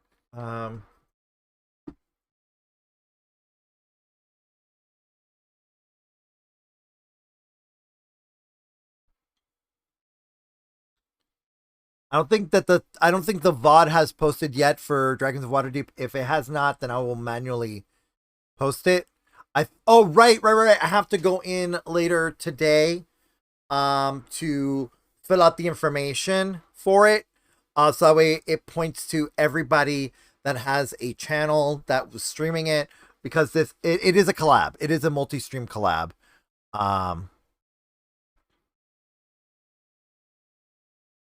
Oh yeah, from your perspective, yeah. All right, let's see here. 10 seasons. The City Watch has. Oh no, we just read that. Is Continue Flame. A watch post serves as an organizational headquarters and armory. Anyone who wishes to report a crime may do so at a watch post. In the event a watch constable can't be found elsewhere. A watch post typically contains a few holding cells where people arrested for crimes can be detained until they're marched to a courthouse jail before standing trial, or unless they're Arden and they literally planeswalk out because nobody can hold me down. Pretty much. Because Arden can literally planeswalk out. Not his dragon. I'm talking about Arden, the planeswalker. He can literally, yeah. If you watch the VODs from season 2, you'll know what I'm talking about. Anyway, so small squads head out from the watch posts. Because yeet, yes, exactly. Okay, small squads head out from the watch posts on daily and nightly rounds of the city streets, or on special assignments involving protection or investigation. A mere pair of watch operatives might discreetly patrol in the castle ward. In contrast, squads of 8 walk the dock ward, increasing to as many as a dozen at night. If watch members spot trouble they can't handle, they blow shrill tin whistles to summon more of their members, an act that alerts nearby citizens as well. City Watch members, so basically they're like British constables. They're like British constables, basically. City Watch members follow a strict code of conduct that makes them one of the most trusted police forces aside from Paladin patrolled Ultagard. As long as you don't engage in unlawful behavior, you can expect to be left untroubled by the watch. Watch talk. Oh, cool. We get watch talk here. Members of the city employ a sort of slang in dealing with the public. As a visitor, it behooves you to know what they mean. Okay, what befalls means someone tell me what's going on here. Oh, goodness. I'm gonna have to hold on.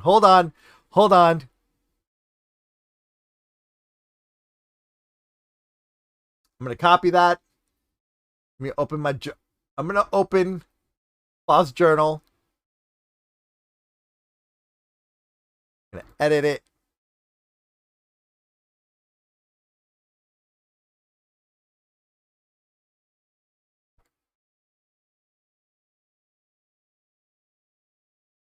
Wait. Oh, this is the personal hoard. Sorry. That's not the journal. This is the journal. Okay. Oh yeah. Magisters,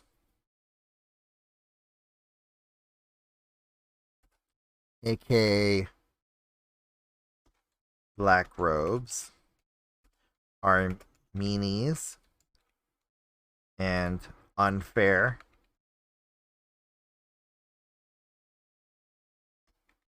Am I armor or weapon? Armor or weapon? Or both?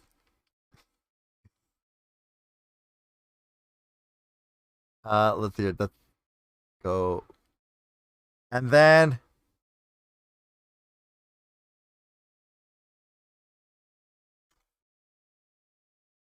did you watch?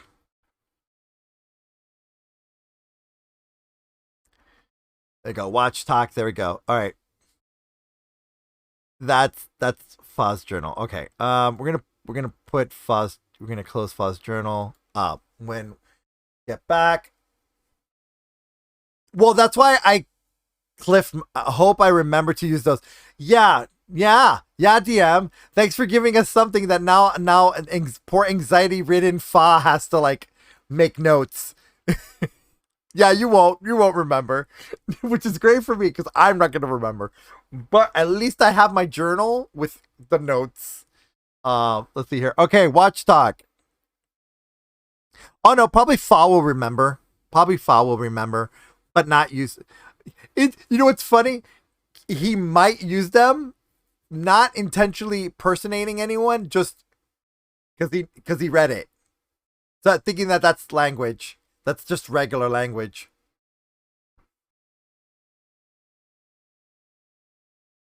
So what befalls means someone tell me what's going on here. Hold means don't move a muscle. Down arms means drop your weapons. Talk truth means answer me or tell the whole story. Robes references the black robes. In other words, one of the magisters. Do we need robes here? Or something similar should be taken as a threat. Oof. Oof. Big oof. Oh my goodness. All right, everybody hold on. I will be right back.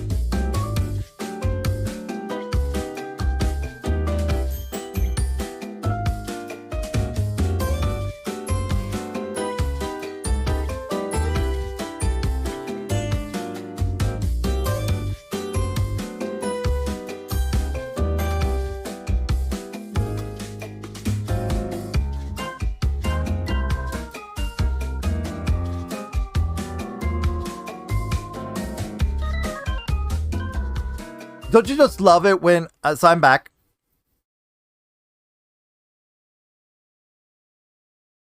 Wait, hold on. He goes, oh, wait, hold on. You won't. Even I won't remember these. Fa. I know what to do. What befalls?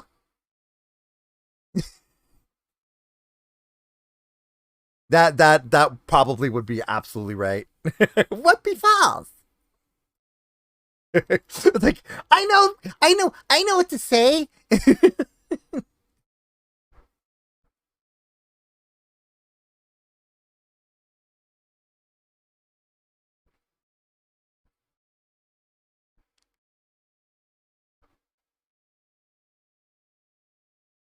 and what is this evil idea when Dark returns? What is this? What is this evil idea, Arden? Arden spilled the beans. What is this evil idea?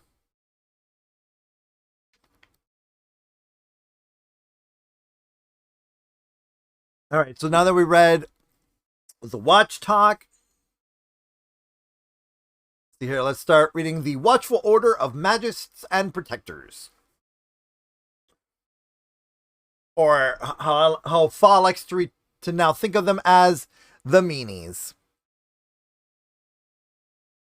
The black robe meanies. Let's see here.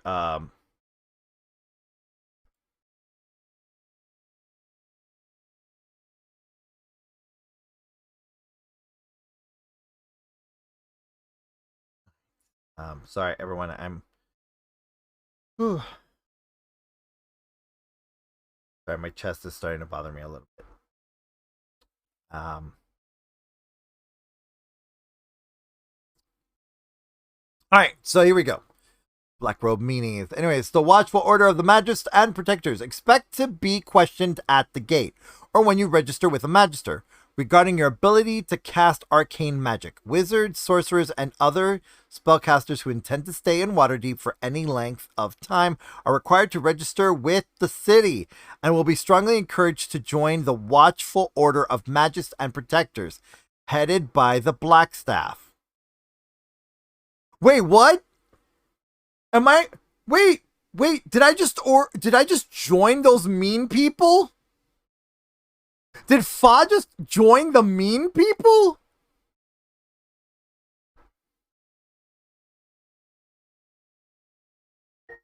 Hold on, give me a second, everyone.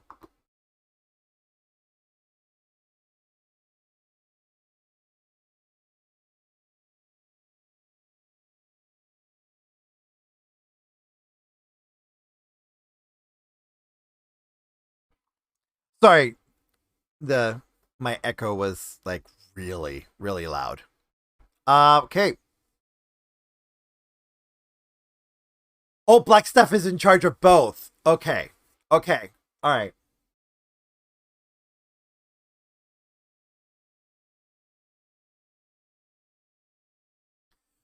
All right. We'll be reading the thing that Fa joined in just a moment. Most Grey Hands are a part of it, but not all. Okay. Yeah, because Fa joined the... Wait, does this mean that by talking to the Blackstaff, that Fa registered? Or that is still not considered registering?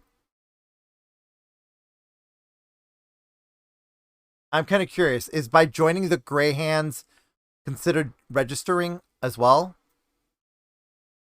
Oh, okay, so cool. So Fa's already registered. Got it. Okay. The Fa doesn't have to wait. Oh, that's so cool. She took care of it for both myself and Feim.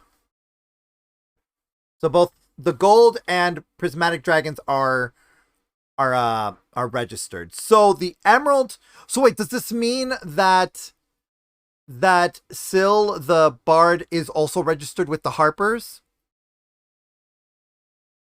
Or does Sil have to? Does the silver dragon have to still register?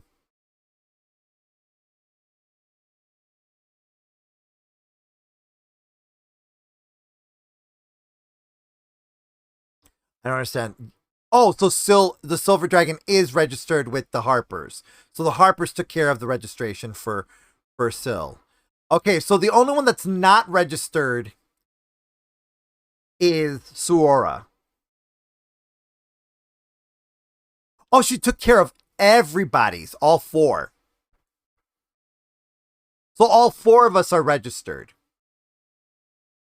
She took care of the entire party's registration.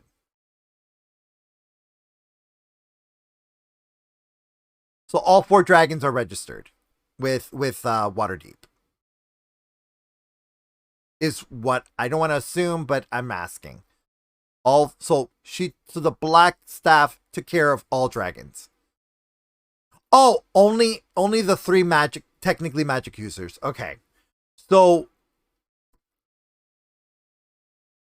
yeah, black staff is a goodie. Yeah. So one of us is still not registered with Waterdeep, which would be our barbarian.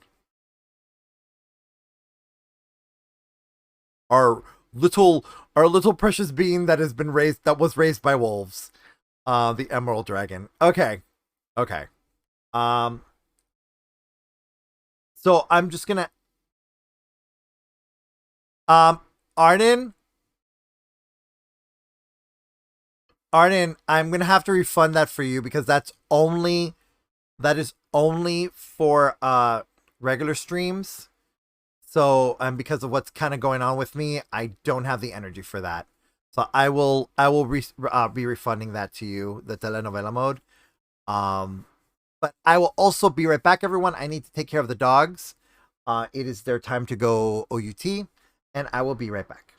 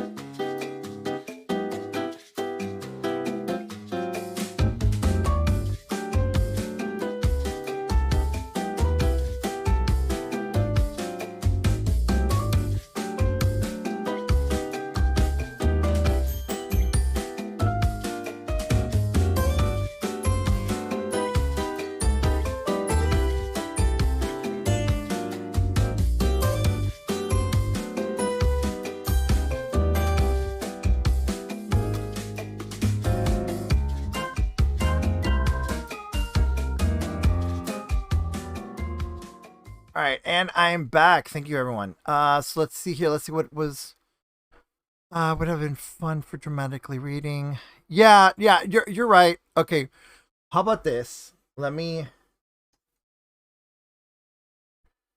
All right. So how about this? I will give you a little bit of dramatic reading when it comes to the coinage part.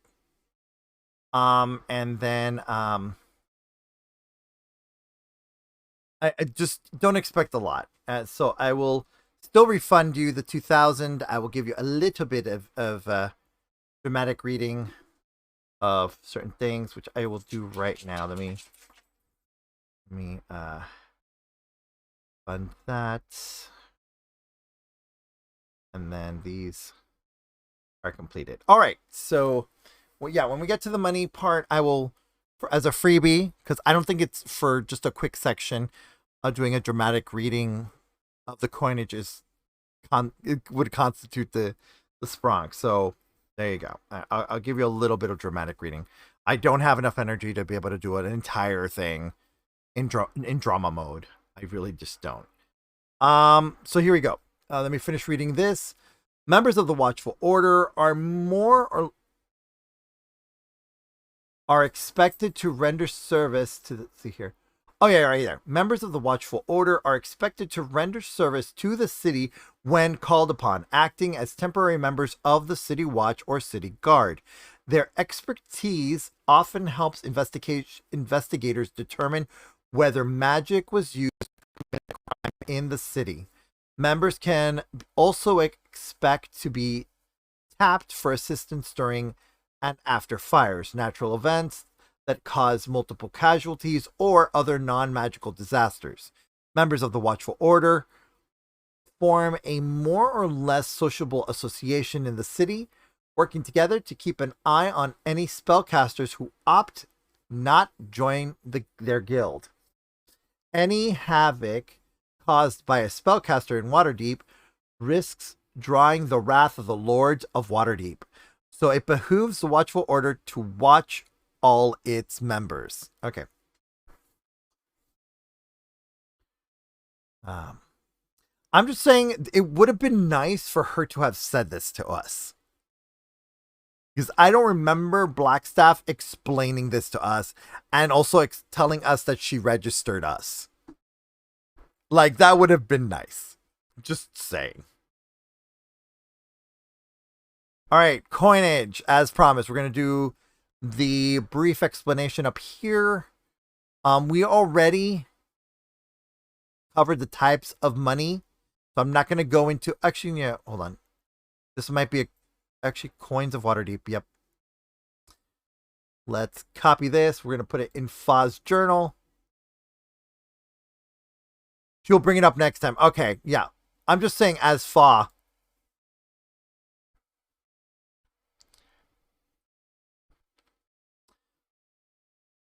As Fahd, as my character. Well, see, this is the thing. Okay, so I know that as a player, I'm saying Fahd. Fahd reading this would be like, they wish that they were told that, you know, they're wondering if they're registered. Like, they're like, me as a player, I know that they are technically, but my character Fahd, they don't know. They don't know that they're registered. So it's that anxiety. it's little dragon anxiety. I'm gonna keep my journal over here. Sorry, see here. Oh, right. I need to read the thing. Now it goes. As should be inspected in any city of standing, Waterdeep mints its own coins. All taxes, fines, and guilds fees must be paid in Waterdevian coin, or the currency of any member settlement of the Lord's Alliance. Though no laws require you to pay for goods or services to Waterdevian coin, the drudgery of weighing foreign currency and checking its purity prompts many retailers and operators of swift exchange businesses, including drays and hire coaches, not to accept anything but coins minted in Waterdeep. Though we can trade your coinage for Waterdeep currency with anyone willing to do so, the executors at the Palace of Waterdeep make exchanges with no associated fee. The queue there will be quite long, necessitating that you make an appointment, often a day or more in advance. For a swifter transaction, I recommend any member of the Guild of Trusted Pewterers and Casters, or the Jewelers Guild. Both have the most reliable scales and abide by guild-wide rates of exchange. Be sure to exchange towels and harbor moons before leaving the city, as their value greatly diminishes elsewhere. Okay. Okay. Interesting.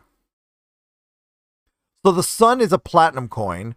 The dragon is a gold coin. The towel is a brass coin. Shard is a silver coin. And a nib is a copper coin.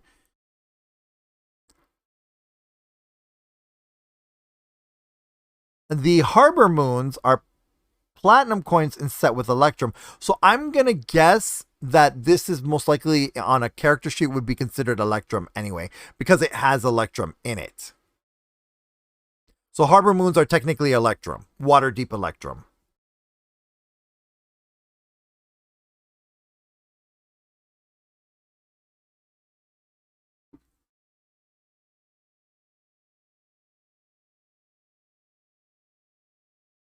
That's how I'm interpreting it. Is that's Waterdeep electrum.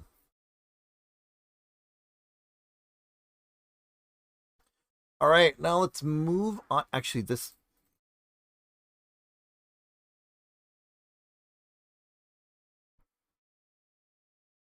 Okay.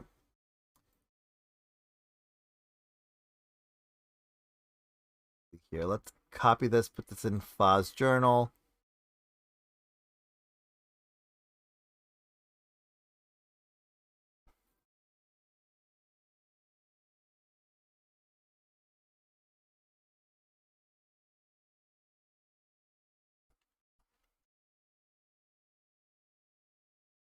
Where to exchange.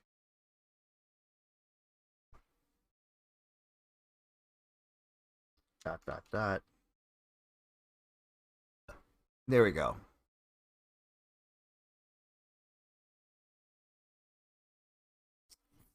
Capitalize that. And we're going to save changes. Once you have, don't need to. No. I get that. I get the money that we have doesn't need to be exchanged. I'm just saying, again, these are notes that Fahd would take. That's what his journal, the whole journal thing. I love that, by the way. So I can keep everything to my dragon's perspective, basically. See here, okay, taxes and fees. As established in the first year of the reign of the previous open lord, the gold Neverember, Waterdeep collects a monthly tax from all those who live within its wards. The tax is 1 shard per person above the age of 10 years and is collected door to door by patrols of the city guard and on the last day of each month. Individuals who desire to pay a single dragon in tax and receive a writ exempting them for so we can spend a gold coin and not have to worry about a year. We don't have to worry about the taxes for a year. That's actually interesting. Oh shoot, I just keyboard smashed probably somewhere.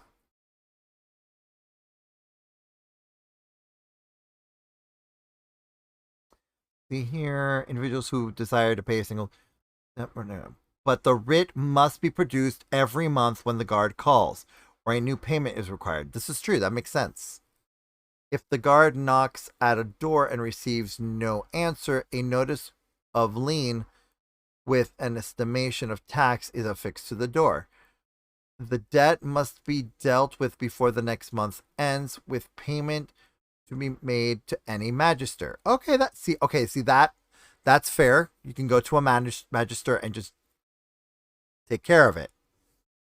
Those who have no fixed residence can still be taxed if they are confronted in any building, be it an inn or an outhouse. So if you are out and around on the last day of the month, you'll no doubt experience taxing traffic as the streets become clogged with people trying to avoid the collectors. Okay. What day of the month did we arrive in? Anubis? Are we here around taxing traffic? Or not yet?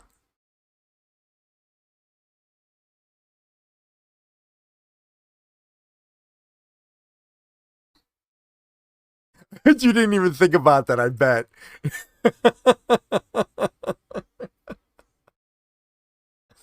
I probably just brought up something that the DM didn't even consider. Let's say not yet. Okay. Okay.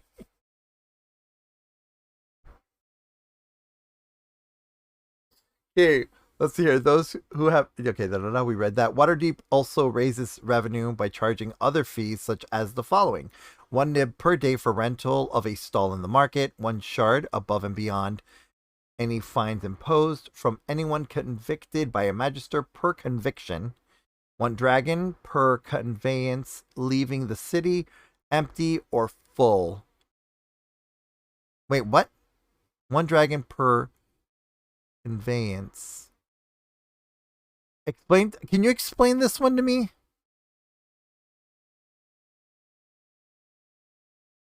Okay, so we're in the beginning of the month. Got it. Okay. So they just taxed everybody. Good. Okay, good to know. So they just had their taxing. But yeah, what does this mean by 1 dragon per conveyance leaving the city empty or full? I don't understand that. That one's a little... That is a little confusing. Bringing a cart out of the city or transporting someone out of the city. Oh. So it's like a taxi cargo tax. It's like a taxi / cargo tax. Got it. Okay. 5 dragons per ship that touches dock in Waterdeep, except for the city ships and diplomatic vessels, collected from the captain and covering a stay for up to 14 days. A ship that leaves the harbor and returning that day pays the tax upon re-entry. In times of trouble, direct taxes can also be imposed. A fire tax, usually 1 dragon per household, levied whenever a fire destroys a large portion of the city. A wall tax or harbor tax, usually 1 dragon per household, raised to directly pay for needed repairs or expansions. A lance tax raised to provide a payroll for mercenaries hired by the city when required, usually 1 shard per household each 10 day until the lords repeal the tax. Okay. All right, so there are temporary taxes as well. Okay. Getting about. Wow, there is a lot in this little survival guide. Little survival guide. Oh, shoot. I'm covering that dragon. Okay. There we go. You can now see. Now we can see Feim. All right.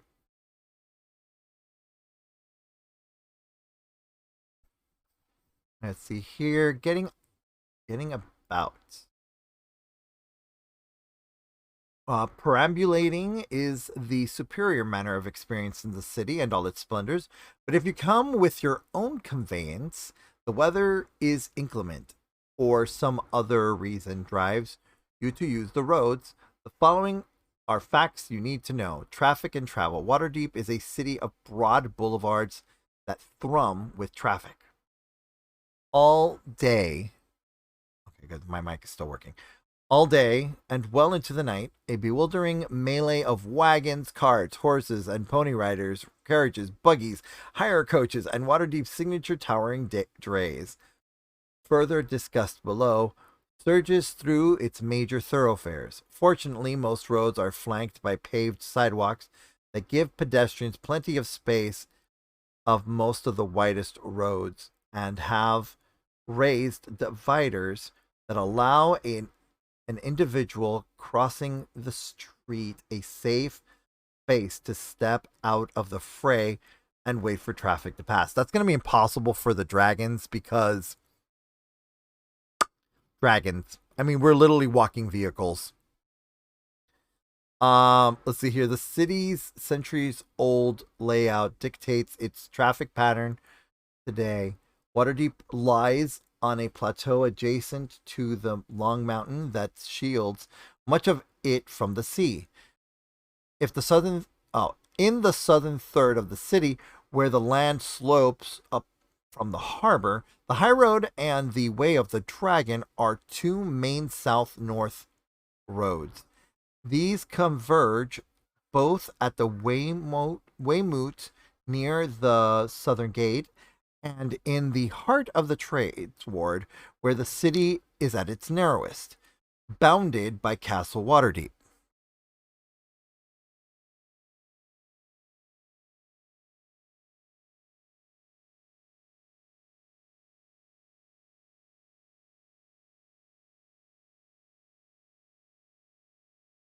Okay, I know you stopped talking about it now, but the Order of Watchers is a Waterdeep only guild, and the Grey Hands are a worldwide faction. The Blackstaff just oversees the guild since she is the most. Okay, so just so that to be clear, Grey Hands is the main organization, while the franchise, and I'm saying it like this, but the local chapter is the Waterdeep Watch, the Order of Watchers. It's like the local chapter of the Grey Hands, basically. Even though they're two separate entities, technically, it's like the franchise version of that same organization.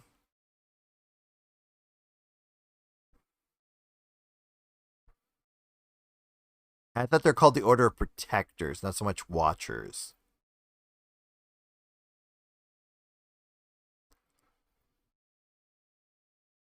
Oh, she just happens to be a member of both. Got it. Okay, that makes sense. All right. All right. So, where was I? Oh, yeah. Layout. Oh, here we. Yeah, Way of the Dragon. Waterdeep Way. Circles. Oh, here we go. Yeah. All right. So, Castle Waterdeep on high on the spur of the mountain and the walls of the city of the dead. The conjoined boulevard then splits to the north, continuing as the high road, and to the west as a boulevard called Waterdeep Way, heading toward the Palace of Waterdeep, not to be confused with the Waterdeep Castle, which it passes hard by. In the middle of the city, 6 boulevards run north from Waterdeep Way, where they meet on the road that encircles the market. On the other side of the market, 5 boulevards continue north. The aforementioned boulevards, along with the streets of the Singing Dolphin in the Sea Ward, are the major arteries of the city.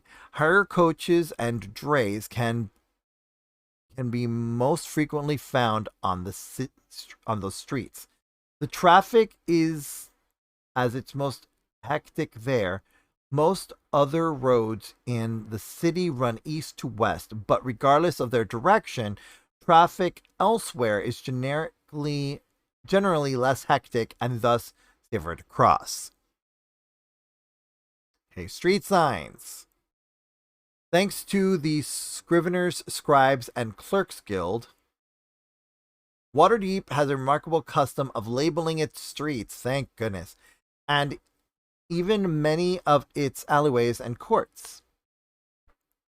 The method of identification varies by ward and neighborhood, including brass plates, carvings in stone, and stencil painted wood signs.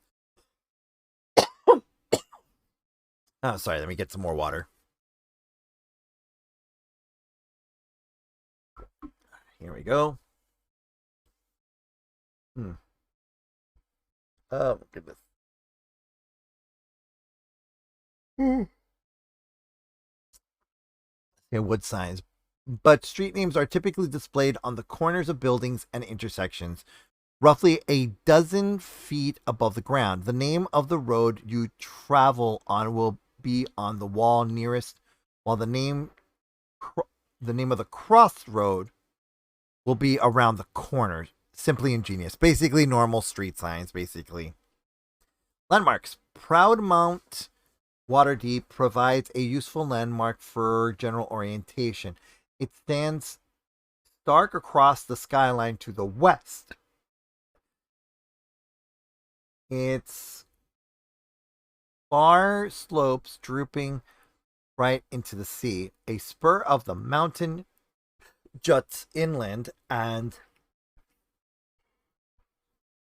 atop the established easternmost point of its spur stands Castle Waterdeep.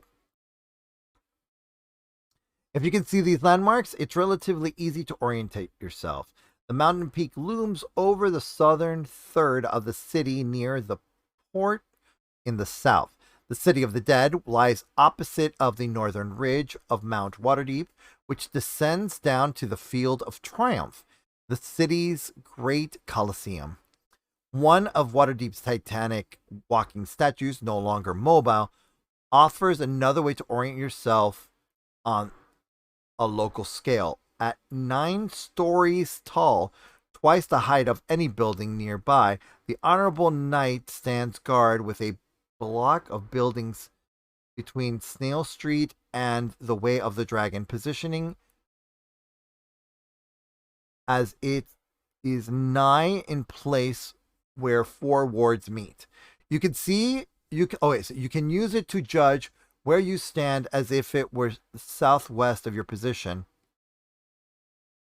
If you are in the Trades Ward, north and west. The Southern Ward, south and east. The Castle Ward, north and east.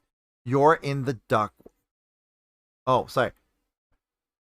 The Castle Ward, northeast. You're in the Dock Ward. Okay. Sorry, let me reread these because I got these a little confused. Okay. Depending on where you see the statue, okay? So you're in the trade. Okay, let's see here. If you can use it to say, if it is in the south and west of your position, you are in the Trades Ward. In the north and west, the Southern Ward. The south and east, the Castle Ward. North and east, you are in the Dock Ward. Okay, that makes more sense now. Okay. My brain started like fumbling the words. Okay, traffic wardens. During particularly heavy traffic and congested areas, such as the Great Oval Road around the market, you might see a member of the City Watch serving as a traffic warden. Traffic wardens signal with small blue hand flag for traffic to proceed, and with yellow flags for traffic to hold. A traffic warden can often be heard blowing a whistle. When you hear it, look to the warden to see if you are being signaled. Failure to take care might result in not only accident but also arrest. Okay, drays. These towering vehicles are, I believe, unique to Waterdeep. Invented by exiles from Lantan in the last century, a dray is a long, glassed-in carriage with bench seating that provides additional open-air bench seating on its roof.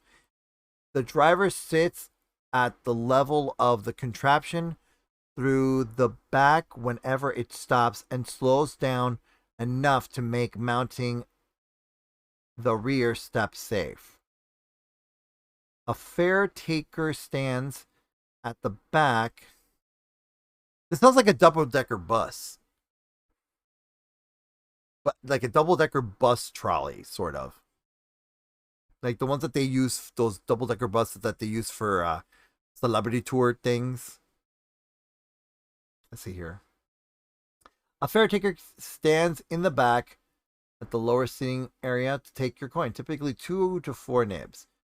Should you choose to ride inside or ascend the spiral stairway at the rear to ride atop the vehicle, most trays run on the main north-south boulevards. Oh, shoot. Okay, you just popped that on my screen and I'm like, that just popped on my screen and just freaked me out. Okay.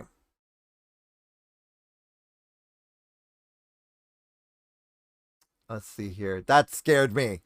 Thank you. That just scared me. I was like, wait, what's going on? Okay, let's see here. All right.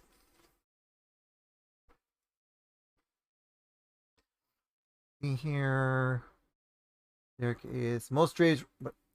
I'm gonna have to. You hit the wrong button. Okay. So I can close. Let me close out of it then. Was that supposed to be a personal note?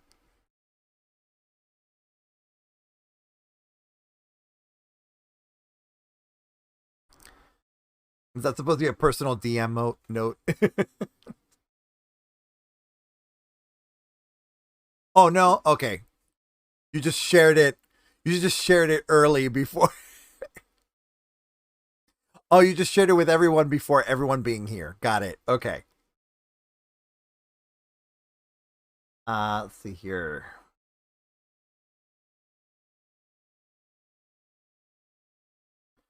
All right, where was I? Most trains run on the main north-south boulevards, but some circle the market and a few run along the smaller east-west roads in rough areas. Be warned that when the demand for drays is high during rain or snow, or to get to or from an event at the Field of Triumph, conditions become crowded and perfect for pickpockets. Right. Hire coaches. If you desire to travel in relative comfort and be the master of your destination, simply give a spirited wave and shout to any hire coach driver who has no passengers. Each of these handsome two-wheeled black coaches comfortably seats 2 travelers, perhaps 4 if you're quite slim or very well acquainted, who ride facing the road ahead. The hire coach's driver sits high and to the rear of the carriage, manipulating the horses by means of long reins and a short whip on the rod. The fare must be agreed upon and paid before the journey, but only rarely will the cost exceed a half dozen shards. Okay. Carriages. The well-to-do or those who want to ride in luxury day in and day out can hire a full carriage, which many of which are as finely outfitted as those owned by nobility. Up to 8 can take such a ride in silken comfort. Prices and services vary, but generally you agree to rent the carriage, the services of the driver and an attendant, services or guards for the full day. Travel in winter. The folk of Waterdeep often remain indoors in colder months, particularly when it rains or snows. The flow of trade and travelers into the city slows to a trickle during winter, and as a result, traffic diminishes and drays and hire coaches become more scarce. Fortunately, the Fellowship of Carters and Coachmen works with the Wheelwrights Guild and the Wagon Makers and Coach Builders Guilds to convert the drays and hire coaches that do operate into sledges, so that some are available even in the worst weather. Let's see here, the unflappable Waterdevian. Natives of the City of Splendors are notably slow to take offense. Notoriously slow to take offense.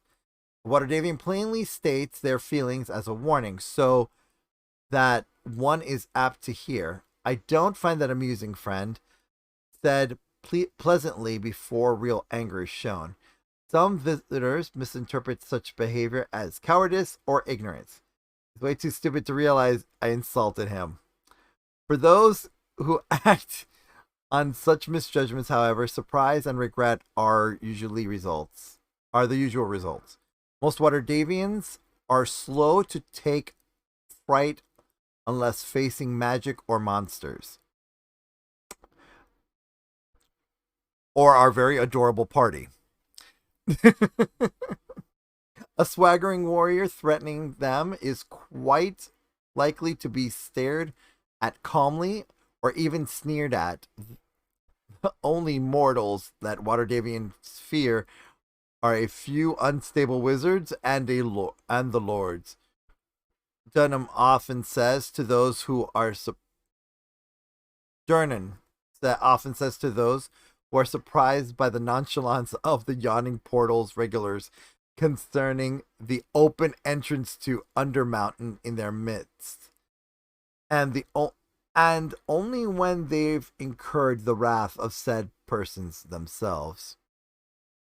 Yeah, exactly. Or dragons, lol. Yeah.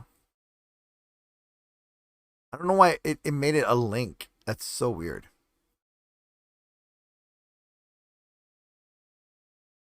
Oh, yeah. I'll take a look at that later. Let's see here. Wow, there is so much more. There is so much more, people. Second.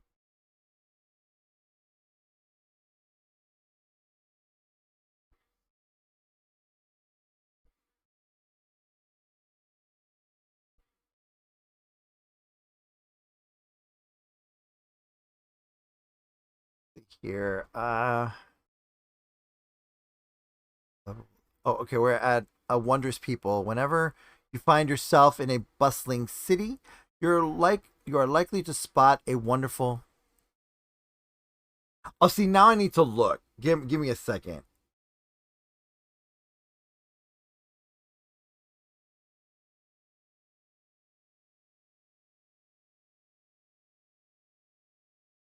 A caramel apple soda. I would expect it to be weird. Yeah. Thunder of Haptos. Oh, okay. These are the names of the dates and convections.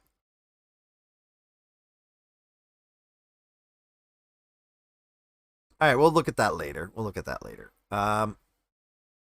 Goodness, I'm gonna get through. I swear I'm gonna get through this. I didn't. Oh, sorry. Posture check.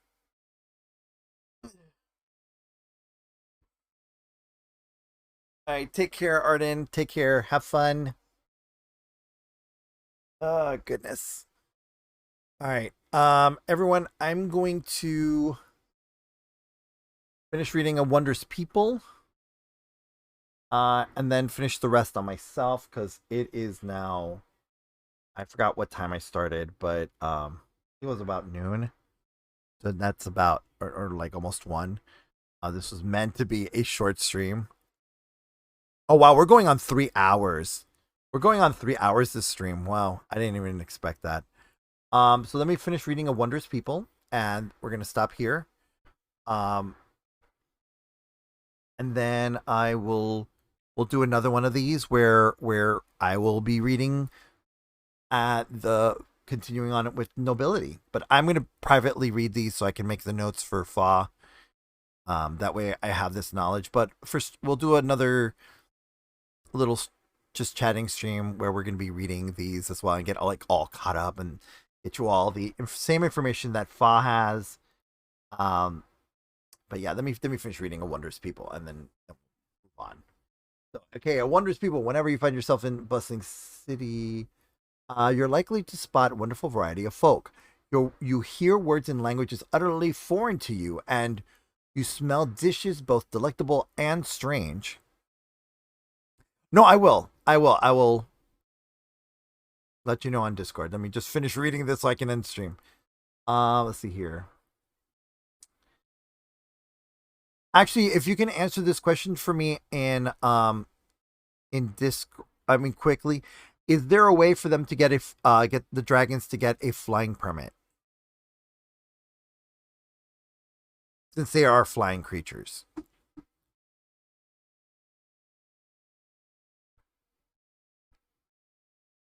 Basically to avoid problems with them needing to fly or trying to fly to get out of the way of something.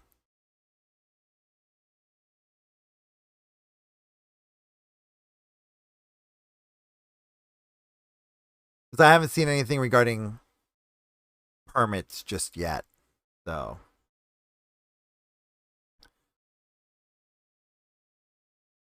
Okay, so is there a way for the party and those of us that can fly, that have a fly speed, is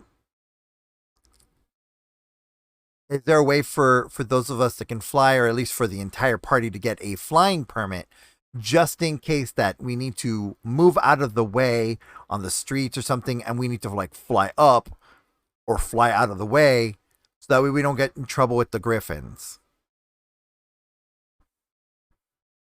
Like, is there a permit for that they can purchase to have as a party or as individuals to not get in trouble for flying? Because they are winged creatures.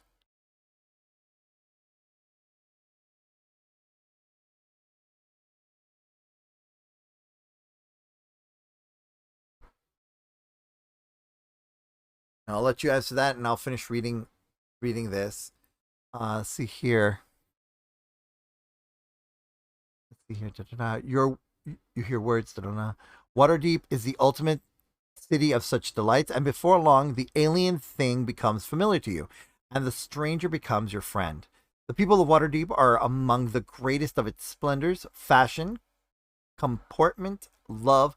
These things are practiced with an art and a zest in the cities uncommon elsewhere. Visit a fest hall or festival and see for yourself, and don't miss the cross-dressing performers who regale audiences with humor and song. Fabulous. That word doesn't begin to describe it, especially when they enhance the merriment with magic. The city is also a haven for those who define themselves what is meant to be a man or a woman, those who transcend gender as the gods do, and those who redefine entirely who they are. What confidence! I never tire of witnessing it, and I've seen folks in Waterdeep whose lives are more magical than the marvels possible with spells. You can talk to Vajra about that, i.e. the Blackstaff or the Magister. Oh, okay. All right. So, all right. At this point, Fahd doesn't want to talk to Magisters. So he probably would want to go back to Blackstaff to get a permit. So I'm going to make a note of that. And put that in character RP.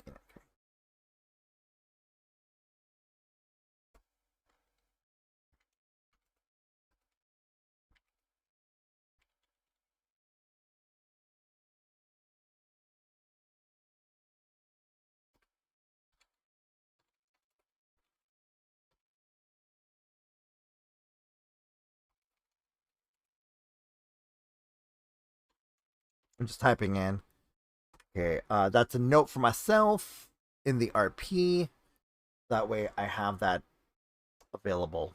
Okay, so thank you all so much for watching this 3-hour stream of me just reading Waterdeep stuff from our campaign on Tuesday. Make sure to tune in on Tuesday at 6 p.m. Eastern Standard Time to catch up on to watch session 1 of the Real Dragons of Waterdeep. And on Monday is going to be another Flights of the Legacy at 7 p.m. Eastern Standard Time. So see you then, my protagonists. Until next time. Good night.